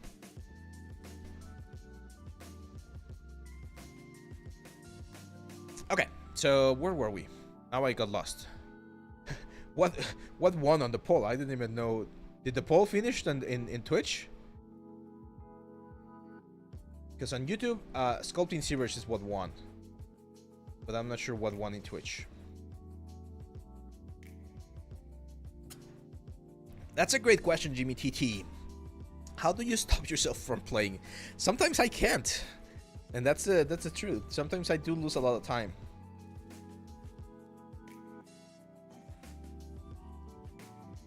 Mike says, yes, I agree that human touch should still be needed. You value, as I do, the person who put the passion and work for it. But gaming companies are greedy and they will use every tool, and the average Joe just want to present. Yeah, exactly, Mike. And what might happen in the future, and I've mentioned this before. What might happen in the future is that you won't have these big releases like God of War or whatever that are going to be multi-million games, but you will have this niche game that a couple of, or a handful of artists and programmers did on their free time or as their passion project, and you're gonna pick that. Okay, so it will be this, again, sort of like indie scene where, yeah, you might not have the best graphics, but you're gonna enjoy the story more because it's not AI fabricated, right? And unfortunately, that's sort of like the compromise that you're gonna have to do, because you either accept that there's gonna be AI in your AAA games, or you accept that you're not gonna play AAA games anymore and just gonna be doing indie stuff. But if you want the graphics and the production like intensity and value of a AAA game, then there's gonna have to be some compromise. But again, that's where you as a player, as a person, as a consumer, need to draw a line and be like, this I'm okay, I will tolerate, but this is where I draw my line and I won't buy it. I'm gonna give you a perfect example on the product that I went through that, and some of you might have. I'm not sure if you guys knew about this, but last year, early January last year, there was a huge like problem with the D&D books and 5th edition. And as you can see right here, I got a ton of D&D 5 ebooks that I bought because I was a loyalist to that brand. I love D&D. I still do love D&D. But they did this horrible thing with the OGL, which was hurting a lot of the third-party creators. And I am a huge follower of course, third-party creators, indie stuff. And at that point, I told my players, hey guys, I cannot do this anymore. I cannot support the company, in this case it was Hasbro, that is trying to do this. Again, it's using AI images, it's killing their indie scene, it's trying to hold everything, it's raising the prices. It was just like a bunch of bad business decisions. Well, it was good business decisions for them, but anti-consumer, right? And we switched to Pathfinder. All of the rules are available for free. All of the things are available for free online. You can buy the books, of course, if you want. The community is definitely smaller. It doesn't have as much reach as D&D, but it feels like the company actually cares about the consumers. So again, that's where you need to vote with your wallet and be like, okay, this I am willing to accept, this I am not willing to accept, and you kind of like pivot from there. It's part of the unfortunate situation of capitalism, I guess. But enough of the boring talk. Let's do some stuff right here. So, let's see. So that's the hair right there. And where's the goblin? So this one, there we go. Now the problem is, we lost the sound is low. No, it should be fine. I think it was because I moved my head over there, but it should be fine now. Saktivel, what's up, man?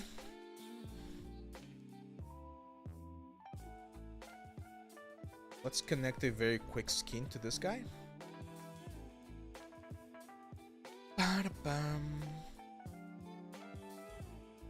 And if there's more questions, now is the time, guys. Everyone got quiet as soon as we started speaking about AI. Are you guys that scared of AI? Shreko Art, love your channel, Ave. Thank you. Aaron for 202240. What's up, man? Sculpting one here. Oh, okay, we're gonna sculpt that. Let's go to. It's looking good though. You guys cannot say that. Let me save this scene. This thing's looking nice. Definitely gonna finish this as my personal project. I did print this guy. Did you guys see the printed version? Did I show it to you? I don't think I did, right? You guys want to see it? Give me 1 second.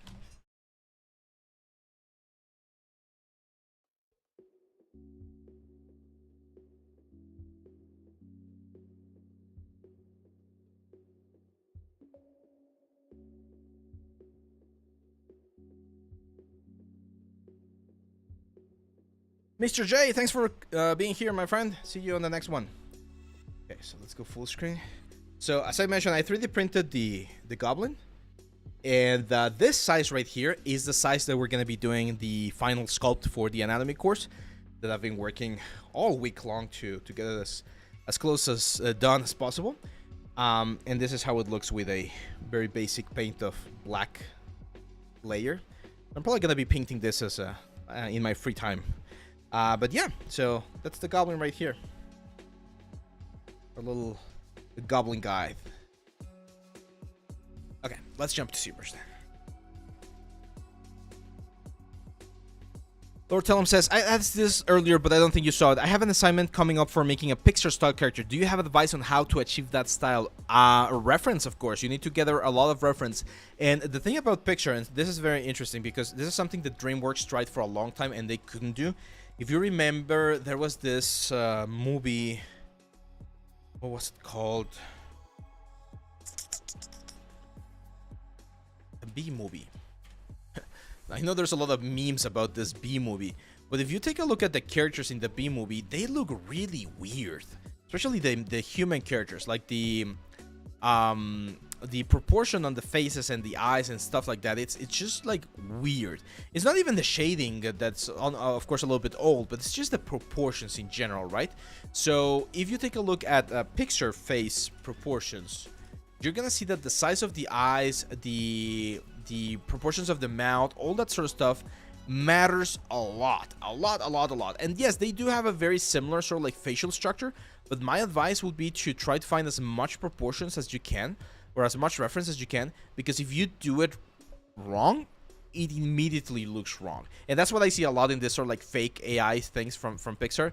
They just look very fake, like dolls. So Pixar has a very specific like style in their faces that you really need to be aware of. Can you make a texturing course? I already have, man. Junior, it's already on the site.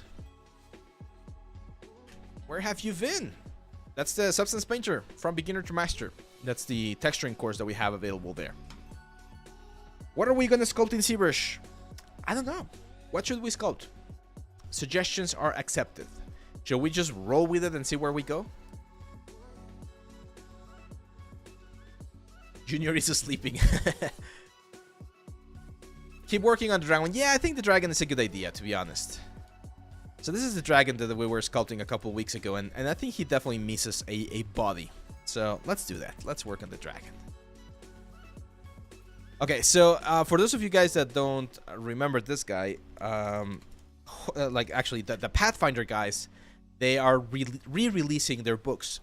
So Pathfinder was originally a D&D system that came from D&D, from D&D 3.5, and then when they did Pathfinder 2, they what's the word? They changed a lot of things, so now it's its own system. But it still had a lot of things that were pretty much similar to D&D. And what they did now is they created this project called the Pathfinder 2e Remaster, where they are pretty much rebuilding the whole thing and cleaning up anything that still had anything to do with D&D. So they redid the dragons as well, and they did this sort of like necrotic dragon right here. They did this, but there's a chunky boy. This guy right here. I love this chunky boy. So this guy right here is the new. What was it? I'm not sure if it's the new Earth Dragon or something like that, but it's just like very, very tanky. There we go. Primal Dragon, Adamantine Dragon. It's the Adamantine Dragon. So yeah, it's like a metal dragon, right? As you can see, it's really, really big in proportions. It's, you know, like a chunky, tanky boy. So we're gonna be using this as a sort of like a proportions right here. So what I'm gonna do, just to create a very basic base mesh of the dragon, is we're gonna use sea spheres. You guys know I'm a huge fan of sea spheres. So I'm gonna position this right there, and then I'm gonna change the mode to normal mode, and over here you can use see-through, and I can position the head of the character right around there. I'm gonna go subtool, append, and we're gonna append the sphere. I'm gonna move the sphere. Where's the sphere? Transparency. There we go. We're gonna move the sphere to the torso. Let's scale it up. Scale. There we go. So that's the torso. Now on the back, we're gonna draw another sphere. That's gonna be the pelvis. Then we're gonna draw another sphere. All of this, by the way, if this is the first time you see sea spheres, all of this is in the ZBrush course.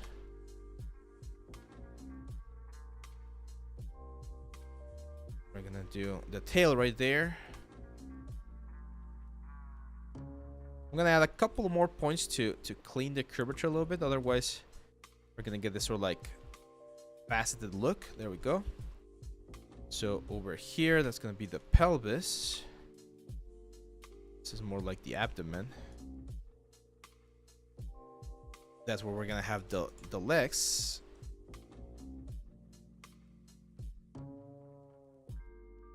And then over here, we're gonna have the shoulders, the arms,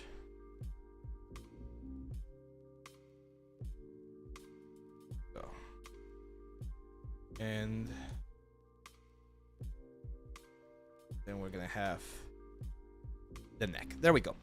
Let's see. We got a couple of questions. Tell about your system specs. 3080 Ti GPU for an NVIDIA GPU. I got the Ryzen 5000 series, Ryzen 7 5000 series, 5800 or something. 32 gigabytes of RAM and a lot of hard drives. One question: how do you handle the seams in this character? Do you explain this in your substance course? I had to go out and I don't know if you answered my question. Thank you. Which character, man? This one or the dwarf character? Because I do show on the course how to fix any UV seams. I hadn't ever used these freeze before the course. They're so useful. Yeah, they're amazingly useful. Like, stupidly useful. Okay, there we go. So now we have this. Let's go over here. If we press the letter A, we're going to get a preview of how the skin is going to look. So that's a good sort of like starting point. I am going to create that as a skin. So adaptive skin and make adaptive skin. And then we're going to go to this skin right here. First thing I'm going to do is I'm just going to do a mirror and a weld. So we get both sides and it's symmetrical. That works. And then over here, that C-sphere armature we don't need anymore. So I'm just going to delete.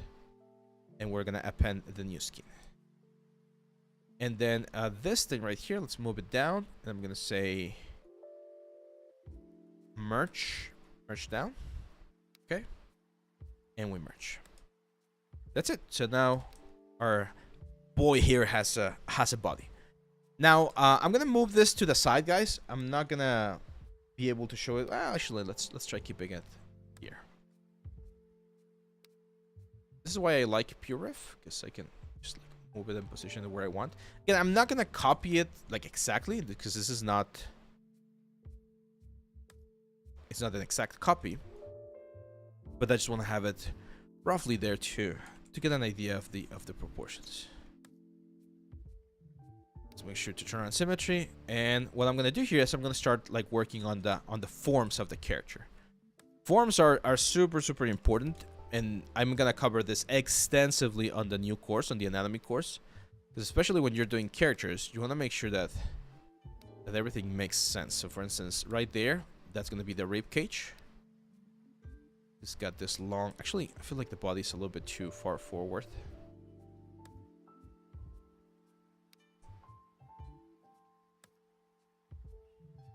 On the goblin character, but what seams, Guillermo? I didn't see any seams, to be honest.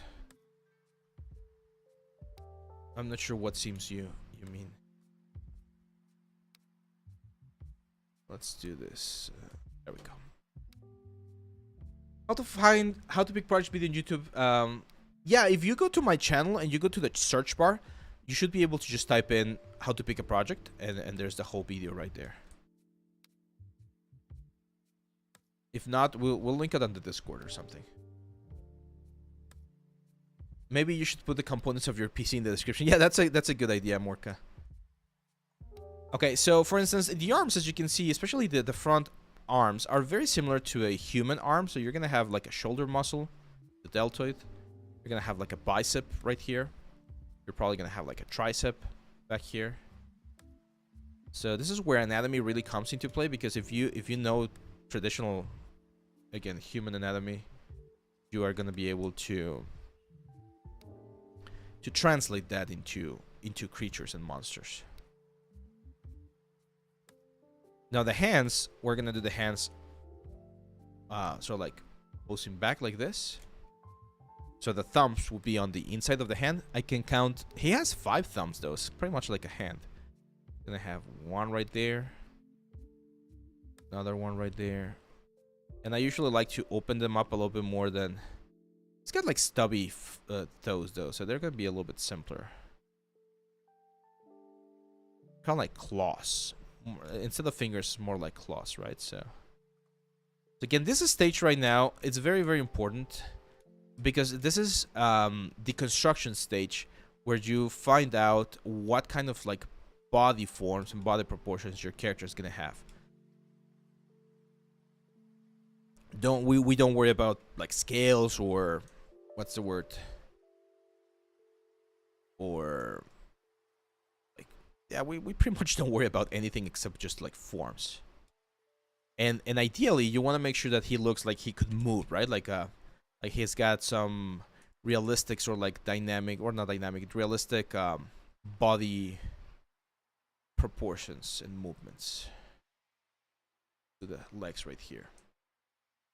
Sinister says, what can you recommend to study if I want to learn cloth sculpting, some general and specific stuff? Try to do... I would normally start from simple to complex. That's my approach to pretty much anything. And I would try doing a shirt first, and then some jeans, and then like a jacket. And then you can go for something like a dress, like a corset, things like that. Especially if you find a cool concept, like a cool... clothing concept. I've been wanting to do like a red coat character for a while. Haven't had the chance yet.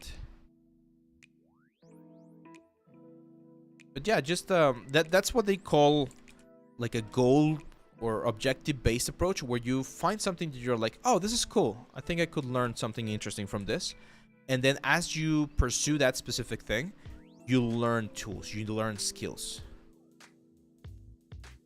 There's others that say, no, you should try a more sort of like skill-based approach, where you first learn the skill and then you apply it. But everyone learns slightly different, so I don't like to recommend specific things if your learning style is slightly different.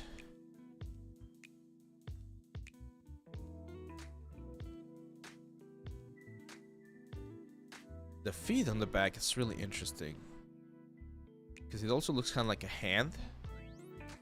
It's more like a feet, right? So I like your tips for Substance Painter. Thank you, Marcelo. Thank you very much. I'm glad they are helpful.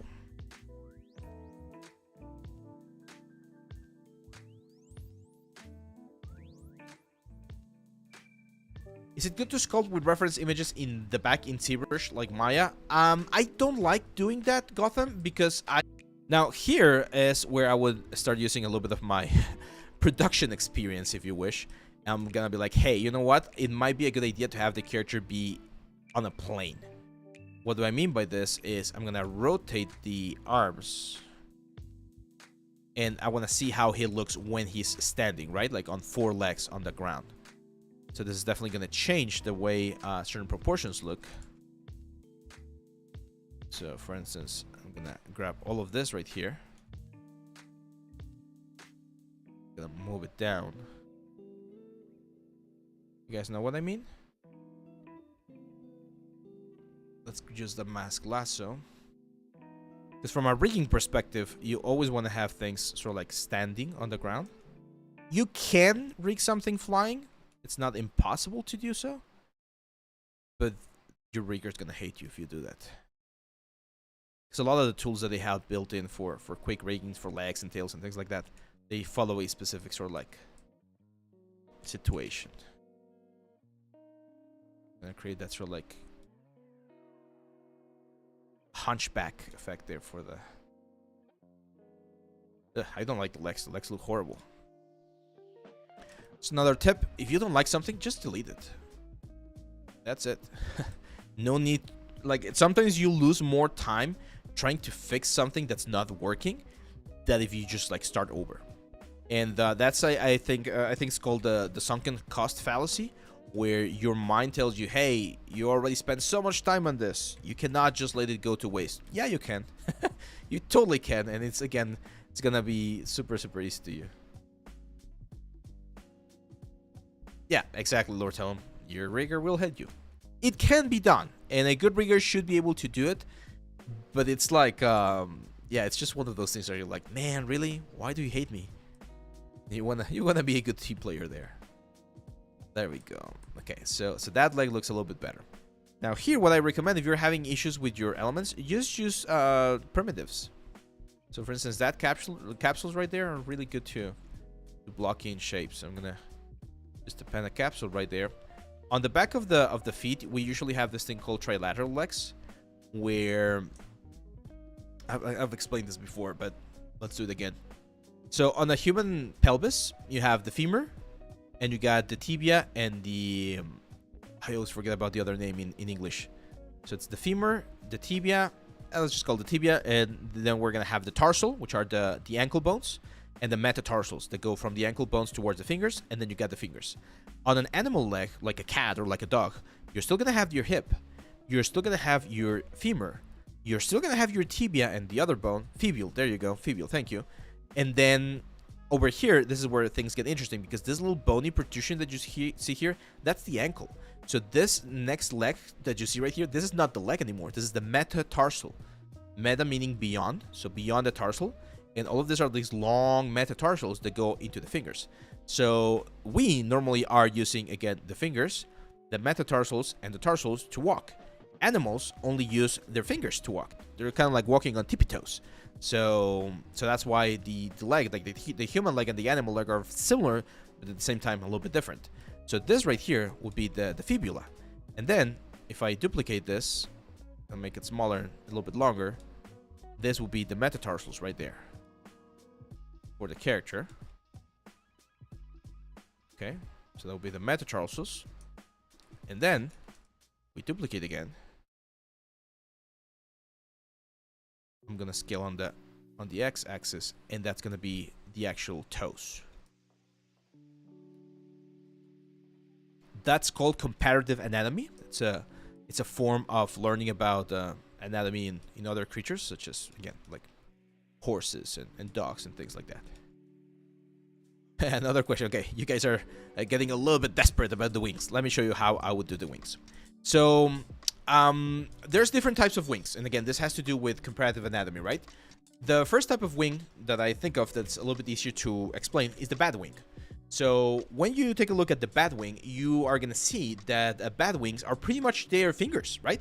So that's the shoulder right there, that's the arm or the lower arm, and that's the hand and the fingers. And the only thing that changes is the fact that they have membranes like covering all of these things right here. Santana, welcome, my friend, as well.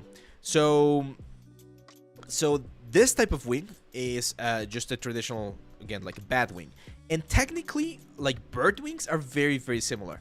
Like I don't think there is an animal on the world that would work the way dragons work, like fantasy dragons, as external wings. Like most animals are using their arms as wings, which is what we in the fantasy world traditionally see as wyverns, right? So a wyvern is a type of dragon that walks with his wings, pretty much. And this is, I think, what we see in the Skyrim, and I'm pretty sure the same thing happens in House of the Dragon, right? In Game of Thrones. So I think the dragons in Game of Thrones, technically, again, if you want to be pedantic, are they're part of the of the wyvern family. However, a dragon, or again the traditional dragon, is four forward legs, back legs, and then wings on top. So what we need to do here is the bad wing is Batman's cars. Yeah, that's right. So yeah, so what we need to do here is we need to do a little bit of inventing, right, of how the anatomy is gonna work. And one of the things that we need to do is we need to follow the exact same principle of, okay, we need an arm and the legs, right, for a dragon wing, to get a proper dragon wing, but we're gonna do it in such a way that it can actually support the character. So it's pretty much like this guy right here, right? So arm, it's a shoulder, arm, leg, hand, and then the four little like wings, wing sections. So that's what we're gonna do. Now, yes, here's the quick answer, Lord Tellum. If you want to delete the section of your piece, you just Control Shift and select the area that you want to delete, and then you go to Geometry, and then Modify Topology, Delete Hidden. And when you Dynamesh, that thing's gonna just like be closed off. Gotham, yes, we're gonna have another live stream next Friday as well, of course. So what I'm gonna do here is, again, I'm gonna append another C-sphere. We're gonna move that C-sphere to the torso. We're gonna scale that C-sphere. And if we take a look at the reference, you're gonna see that on the reference, the connection point is a little bit behind the arms. It looks a little bit pixelated here, but here's the front arm, so it's a little bit behind the arm. So I'm gonna move this right around there. And here, I'm gonna create the new shoulder blade, pretty much. So that right there is gonna be the shoulder blade. That right there is gonna be the connection to the arm. And it needs to be chunky. It definitely needs to be a chunky connection, because first of all, the character is heavy. It's a heavy character that we have right there. And it needs to have enough sort of like range of motion. So from here, we're gonna create one sphere that I'm gonna move all the way up. And that's gonna be the hand, okay? That sphere right there represents the hand. Now, as we just saw here, we need an arm, a lower arm, and then the hand. So that's the hand, which means we need what? We need a shoulder, or an elbow. So I'm gonna add the elbow right there. And as you can see here, the elbow or the wings on this character are a little bit smaller. So same thing, that's a hand, 1 finger, 2 fingers, 3 fingers, 4 finger, 5 finger, okay? Those are the fingers of the membranes of the wing. So once we have that, and we have again, I'm imagining that the hand's gonna be, it has, yeah, it's probably a little bit higher up, so right around there. I'll definitely give it like this, and we're gonna push it like back. Now again, here's where you need to talk to your rigger and be like, hey dude, how do you want the wing? Do you want the wing to be completely flat, or do you want to be like a little bit like on an angle? There's always a way to find the planes. For instance, the plane for this wing is right there, and that's the plane that I'm gonna try to do. But to keep things easy right now for me, I'm actually gonna do the wing completely horizontal to the character. So right there. Okay, so if he's like gliding, I would expect the wings to be there, and then later on we can pose it if needed. Okay, so again, that's the shoulder, that's the elbow. It's gonna be the elbow right there. And as you can see, well, another important thing is that the wings are inverted. So this one actually should be like the hand should be going forward like this, and then from the hand we're gonna get the 5 little fingers. So I'm gonna do 1, 2, 3, a little bit. I don't want to move it too much though, it becomes a little bit difficult. 4, 4, 5. There we go. And again, from the top view, as you can see, this 5th bone, or this one right here, pretty much goes in the same direction, like that. And then this one right here goes right there. This is the middle finger. It's a small one as well. And then the big one is this one, kind of like the index finger.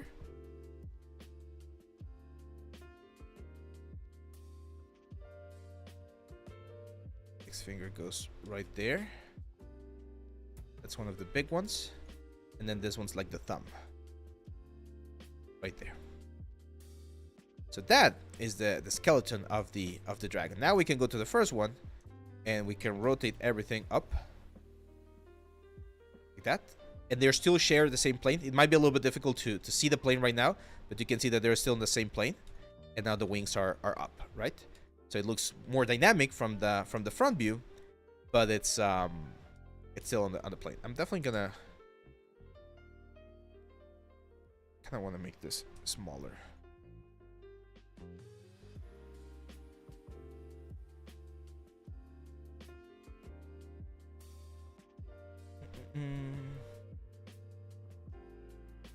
So I feel like it's a little bit too long right here. I mean, we can fix that once we have the skin. Later on, we're not gonna be able to do that right now, but later on, one of the things that we're gonna have to do is we're gonna have to add the membrane. And the membrane is nothing more than a simple plane with a little bit of thickness. That's it. Like, it's not that complicated. Let's see. Eddie G, that's a great question. When should we add the scales and all of the details? When you in the A pose or in the T pose?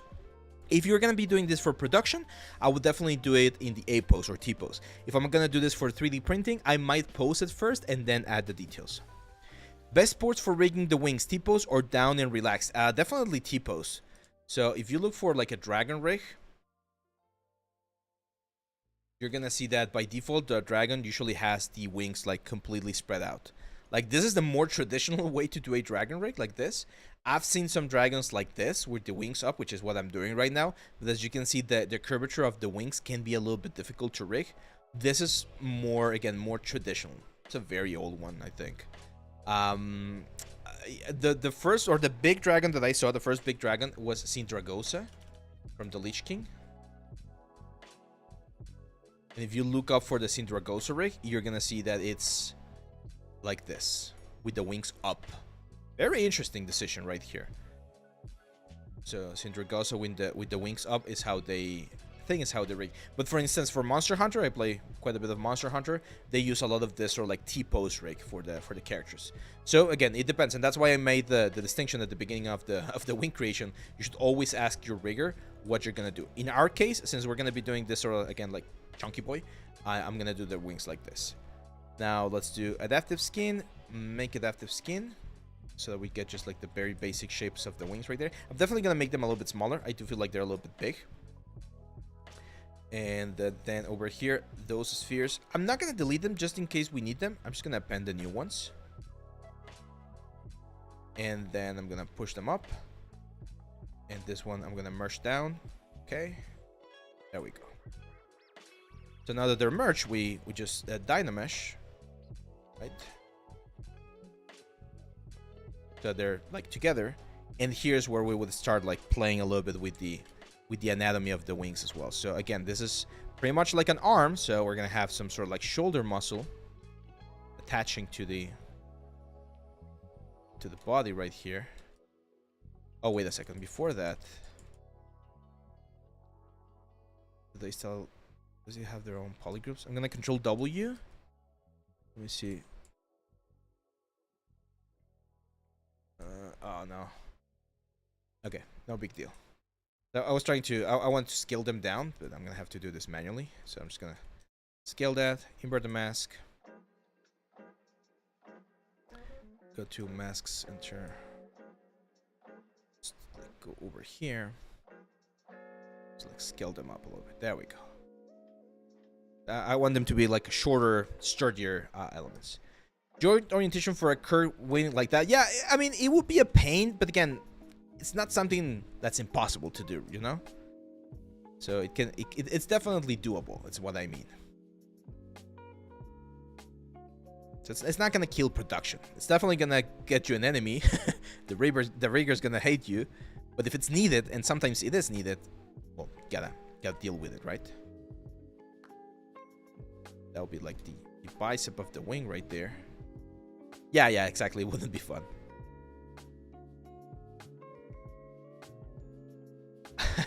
How to explain to my grandma what is a dragon rig? The easiest way I found to explain people about rigging is puppets. So if you ask if you ask anyone if they've ever seen like a wired puppet, it's pretty much the same thing. So a rig is the thing that we use to control this digital puppet.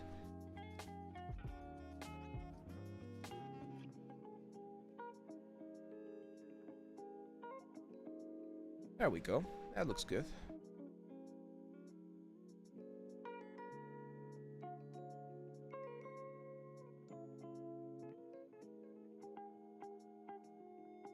Definitely gonna need the spines right here. And this is just like a block out stage, right? For the whole character. Now one like little advice that I've given a lot. If you want things to look chunky, cartoony, like World of Warcraft style, the proportions should be big. But if you want things to look realistic, the proportions should be small. So for instance, right now the head compared to the rest of the body looks chunky, so it looks a little bit cartoonish. If I make the body a little bit bigger and push it back a little bit more and do a longer neck, that's gonna start giving me a little bit more of a realistic vibe. Just a little bit. So proportions, they play a very, very important role on how we see things. That's why, and this was a question that we got earlier today, like the Pixar style, Pixar tends to go with big, exaggerated features on some of the characters. And this is something that actually you can very easily pinpoint. This is again, the sign language that Pixar uses a lot. I was watching The Incredibles recently. Incredibles 2. And if you see the characters, their proportions are like greatly exaggerated, right? Mr. Incredible, Elastigirl, the kids, everyone's very exaggerated. Even like the superheroes that appear as like the sidekicks during the film, they look very exaggerated. And then there's this girl right here. I think they dropped the ball horribly on their character design. She looks so weird.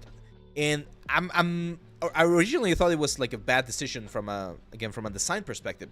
But if you guys seen the film, and hopefully I'm not spoiling anything, I mean, it's a relatively like old film, right? Like what, 4 years ago, 5 years ago? So she's it's her role in the movie. It's interesting, and I think the way they designed her to look like ugly and not good compared to everyone else was intentional due to that. So yeah, again, shaped language, design language is very, very important. Proportions is very important. Rat says, was just watching one of your tutorials on rig topology that confirms that conform tip using the high poly as a guide for topology really makes a huge... Yeah, it really does. It makes sure that it looks way tighter and way closer to the original silhouette. Dragon wings kind of come off out of the shoulder blades. Yeah, there's different... where we're looking at some reference over here, man. There's a different like options. Like this one right here. Look at this. This one come out from like the back, like the lower back, and they push forward. It's a different, like completely different wing design. This is a more traditional one, like we were mentioning, coming out from the shoulder blade. And for the chunky boy that we're doing right here for the adamantine dragon, it's more of a like right behind the shoulder blade. So here's the shoulder blade right here, and that's the wing right there. So it's kind of like grabbing it from the back. It reminds me a lot of the How to Train Your Dragons. How to Train Your Dragons. And there was this guy right here. Look at this green dude. So as you can see, this green dude has the wings coming from the back or from the middle of the element. These guys, as we mentioned, they're more like wyverns. So, and this guy right here had this very small, like butterfly wings again from right there in the middle of the body. So I think that's the fun thing about dragons. Since they're fantastical creatures, you can pretty much do whatever you want, and as long as it looks like interesting, it's a good option. Yeah, yeah, every single thing that you do, every single movement that you do changes things very, very drastically. Like how far forward something is, how far backward something is. All of those things can really have a huge impact on the way your character looks. For instance, here I don't like how the elbows look, and I kind of want to do this sort of like a again, because I am using this as an inspiration, the one from Pathfinder, but I want to do my own little version. And if you've ever seen like what's the name of this dog? It's not Pitbull. It's the other dog that's French. Is it French Pitbull? No, it's not this one. It's close to this one. Bulldog. There you go. The Bulldog. There you go. There you go. So one thing that I found really funny about the Bulldogs is that their elbows, they're not like in line with the body. They're kind of like poking to the outside of the body, right? So that's what I want to do with this one as well. What I'm gonna do is I'm gonna mask out the arms, and then remove the mask there from the center. Invert the mask,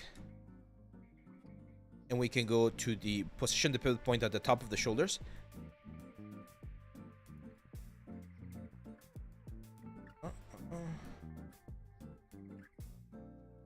Just like turn it down, right? Like rotate the shoulders out, and again, that's gonna give me a different type of look for the character.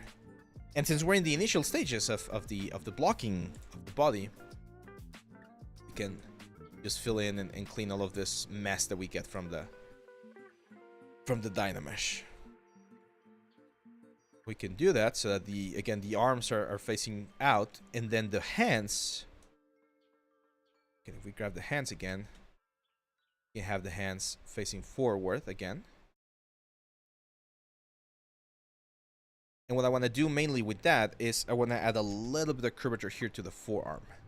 So I felt like the forearm was looking a little bit too boring on the front facing like view.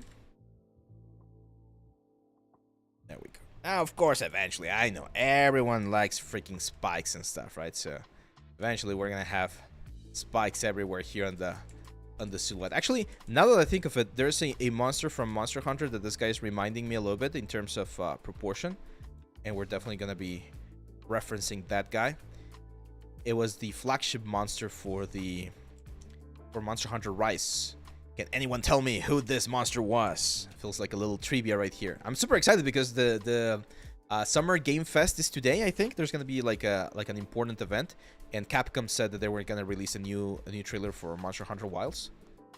But can anyone tell me who was the flagship monster for Monster Hunter Rise? Full name. Well, not full name, just like the normal name. Gotham says, before sculpting, is it compulsory to reduce Dynamesh to lower values and start sculpting? I like to work with lower values so that I focus on the forms first and don't get distracted by details. There are some people that like to go with really big values. So again, that's gonna be up to you which one you prefer. I'm a firm believer of working your way up so that you don't start with super high values and then have to go or then have messy forms. But I've seen people work at really high values, and as long as you can control your forms, it's fine. Yeah, it's today at I think it's 3 p.m. for me. We might do. I was thinking about doing a live stream and watch together, but I'm not sure. So I know a lot of you guys are gonna be sleeping. You're on the other side of the world.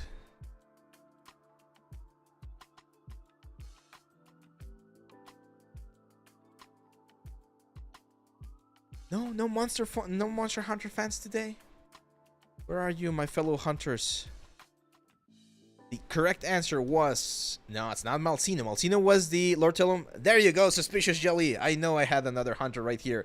That's right, Magnamalo. So Magnamalo was the flagship monster for Monster Hunter Rise, and then Monster Hunter Rise Sunbreak, which was the expansion, was Malsino. That's right. So this guy right here. And this guy has this really huge spikes from the hands, going from the hands all the way up. But he's this again like chunky guy, like forward or front loaded character and he's got the arms to the sides as well. You can see here on his like normal pose, he's like this movement. Yeah, it was a super awesome fight. I love this guy. The only thing, you know, Suspicious Jelly, the only thing that I didn't like about the fight is that on the base game, I thought it was too easy. Like, for being the flagship monster, I thought the fight was a little bit too easy. But yeah, it was a very fun from animations and everything. So, as you can see, for instance, one thing that I like about this is that he's definitely a little bit lighter on the backside. So I think we can definitely incorporate that into our design. So I'm gonna push this a little bit lower. And that also makes more sense because if he has relatively short wings, he's gonna have like smaller back feet right there. Yeah, exactly. It was really fast, right? Like it was like village level 5 or something like that. I was also expecting to fight him a little bit later. Thank you, Morka. Have a good day or good night. See you on the next one. Is it too malo? It's very malo, man. Muy malo ese cabrón.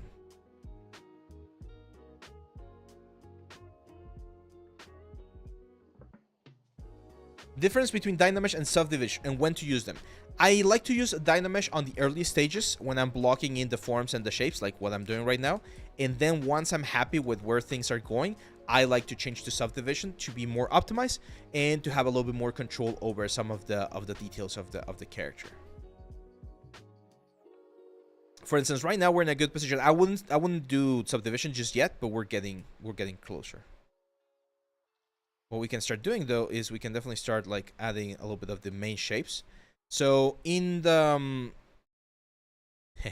okay, I'm gonna spoil something for you guys. It's a quick spoil right now from the new course.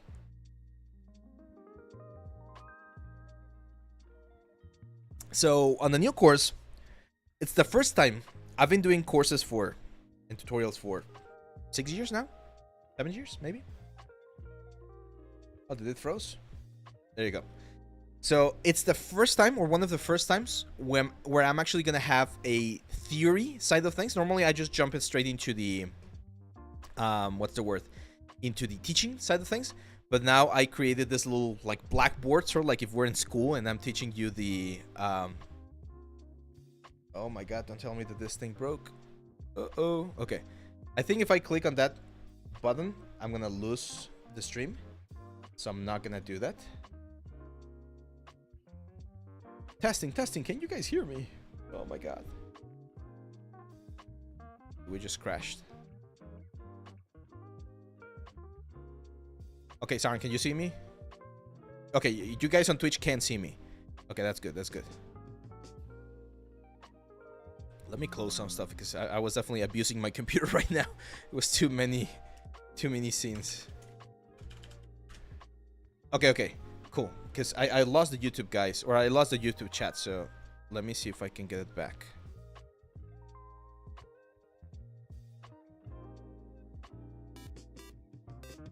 Just give me 1 second, guys. Okay, cool. Yeah, it's Photoshop. Photoshop crashed. Okay.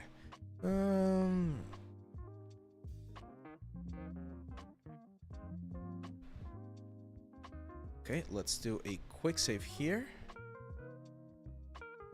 Okay, YouTube works too? Okay, cool.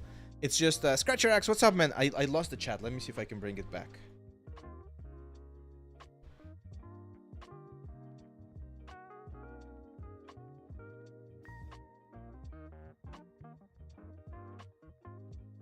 We're getting some technical issues right now. Just hang on a little bit, guys. It's a heavy file. I think that's why Photoshop just like shit the bed. Dandelion, what's up, man? I cannot see Mercury. It's my graphics card that's dying. It's trying to encode and open up a lot of stuff at the same time.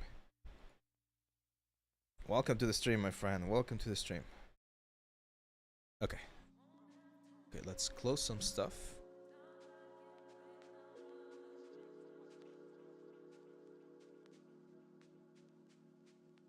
Let me try to kill Photoshop.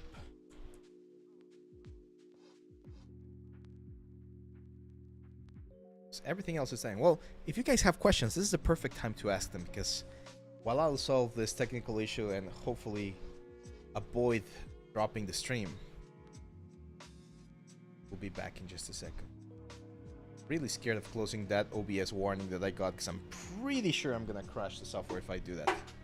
And as long as we're still streaming, then okay.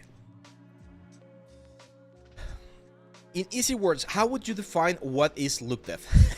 That's a great question. So look dev is the step in the pipeline where you make sure that the elements that you're doing look as good as they can by themselves and as look as they can within the context of the scene. What do I mean by this? Imagine you are doing a goblin, like what we were doing right now. The goblin will not look the same while he's on a dark scene lit by torches and fire, and it will not look the same when you have the character on a sunny day in front of the beach, right? So look dev is modifying and tweaking some of the values and materials so that they look the best that they can on that given situation. Technically we have this thing called PBR workflow, right, where you like properly calibrate all of the materials, your albedo, your glossiness, your specular, all of this stuff, so that it looks right on all of the lighting situations. But from an artistic perspective, or from an artistic point of view, from like the art director, if you, let's say, do the goblin skin and he looks very oily, very wet, right, like if he's sweating or something, and you don't want that to be the case, you're not going to ask the artist to go back to Substance and export another map with a less amount of glossiness. You're going to do that change with shaders and with parameters inside of the render engine. It could be Unreal, it could be Marbles, it could be Unreal, it could be Arnold, it could be Eevee, Marmoset, whatever. And you're going to do those changes so that you don't have to, again, so that you don't have to go all the way back to texturing like part. Sometimes you will do a little bit of look dev during the texturing part, but it usually happens more either on the rendering stage, before the rendering stage, or at the post-production side of things.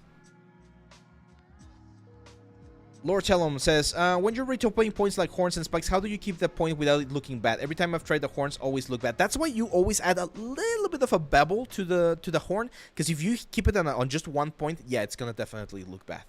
And sometimes I don't retopologize horns. I just do them again inside of Maya with a cone, and that way you have like perfect tips. And if you need to, you add a little bit of detail on the texturing side of things.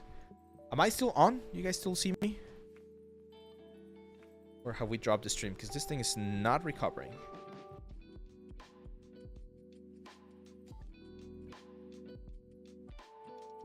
Okay, so this is what I'm gonna do, guys, because otherwise we're not gonna be able to. Yeah, I would say, Santana. Yeah, I would definitely say that those are like core skills. Okay. I was gonna like close the stream, but it seems like this thing recovered. Well, not recovered, but I'm looking at the task manager now. I need to kill Photoshop because Photoshop is killing me right now. The memory.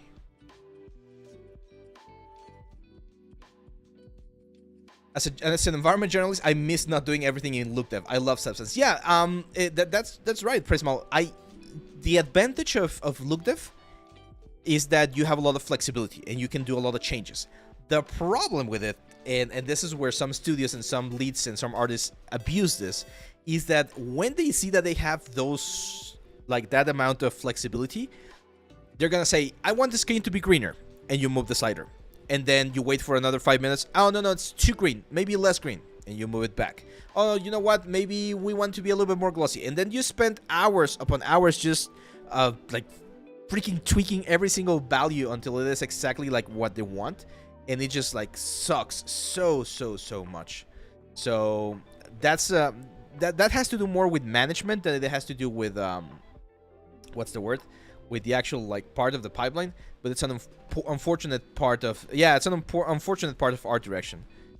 And see, I don't blame the guys because I do art direction myself when I'm working with a team of my people over here at the studio. So I know, and I usually start by saying, hey, I know you're gonna hate me for saying this, but could you make it a little bit more like this or a little bit more like that? And it's unfortunately part of the process. But one good sign of a good leader is that they will not delve too much on some insignificant details. Some people are like, no, you gotta be perfect, and every single thing has to be perfect. Yes, but there's also a time where perfection is just not necessary, especially if it's something that's gonna be on the background and no one's gonna be seeing, right? So on some things, you definitely need to be that precise, but on other things, it's important that you are more flexible and that you allow people to just like not follow that specific, or just go with what you have at that point, and that's fine. Okay, guys, we're gonna do an experiment right now, because this thing is breaking. This thing is breaking, and I'm not even seeing the chat right now. So what I'm gonna do is I'm gonna stop the stream. I'm gonna just wait 2 minutes for my whole computer to breathe a little bit, and then I'm gonna start the stream again, okay? The stream is not finished. I'm gonna come back. The only thing that I'm a little bit worried about is that we might have 2 different streams on YouTube, so just bear with me for this, okay? Just give me 1 minute to solve this. I'm gonna stop the stream, and I'll be back. I'll be back.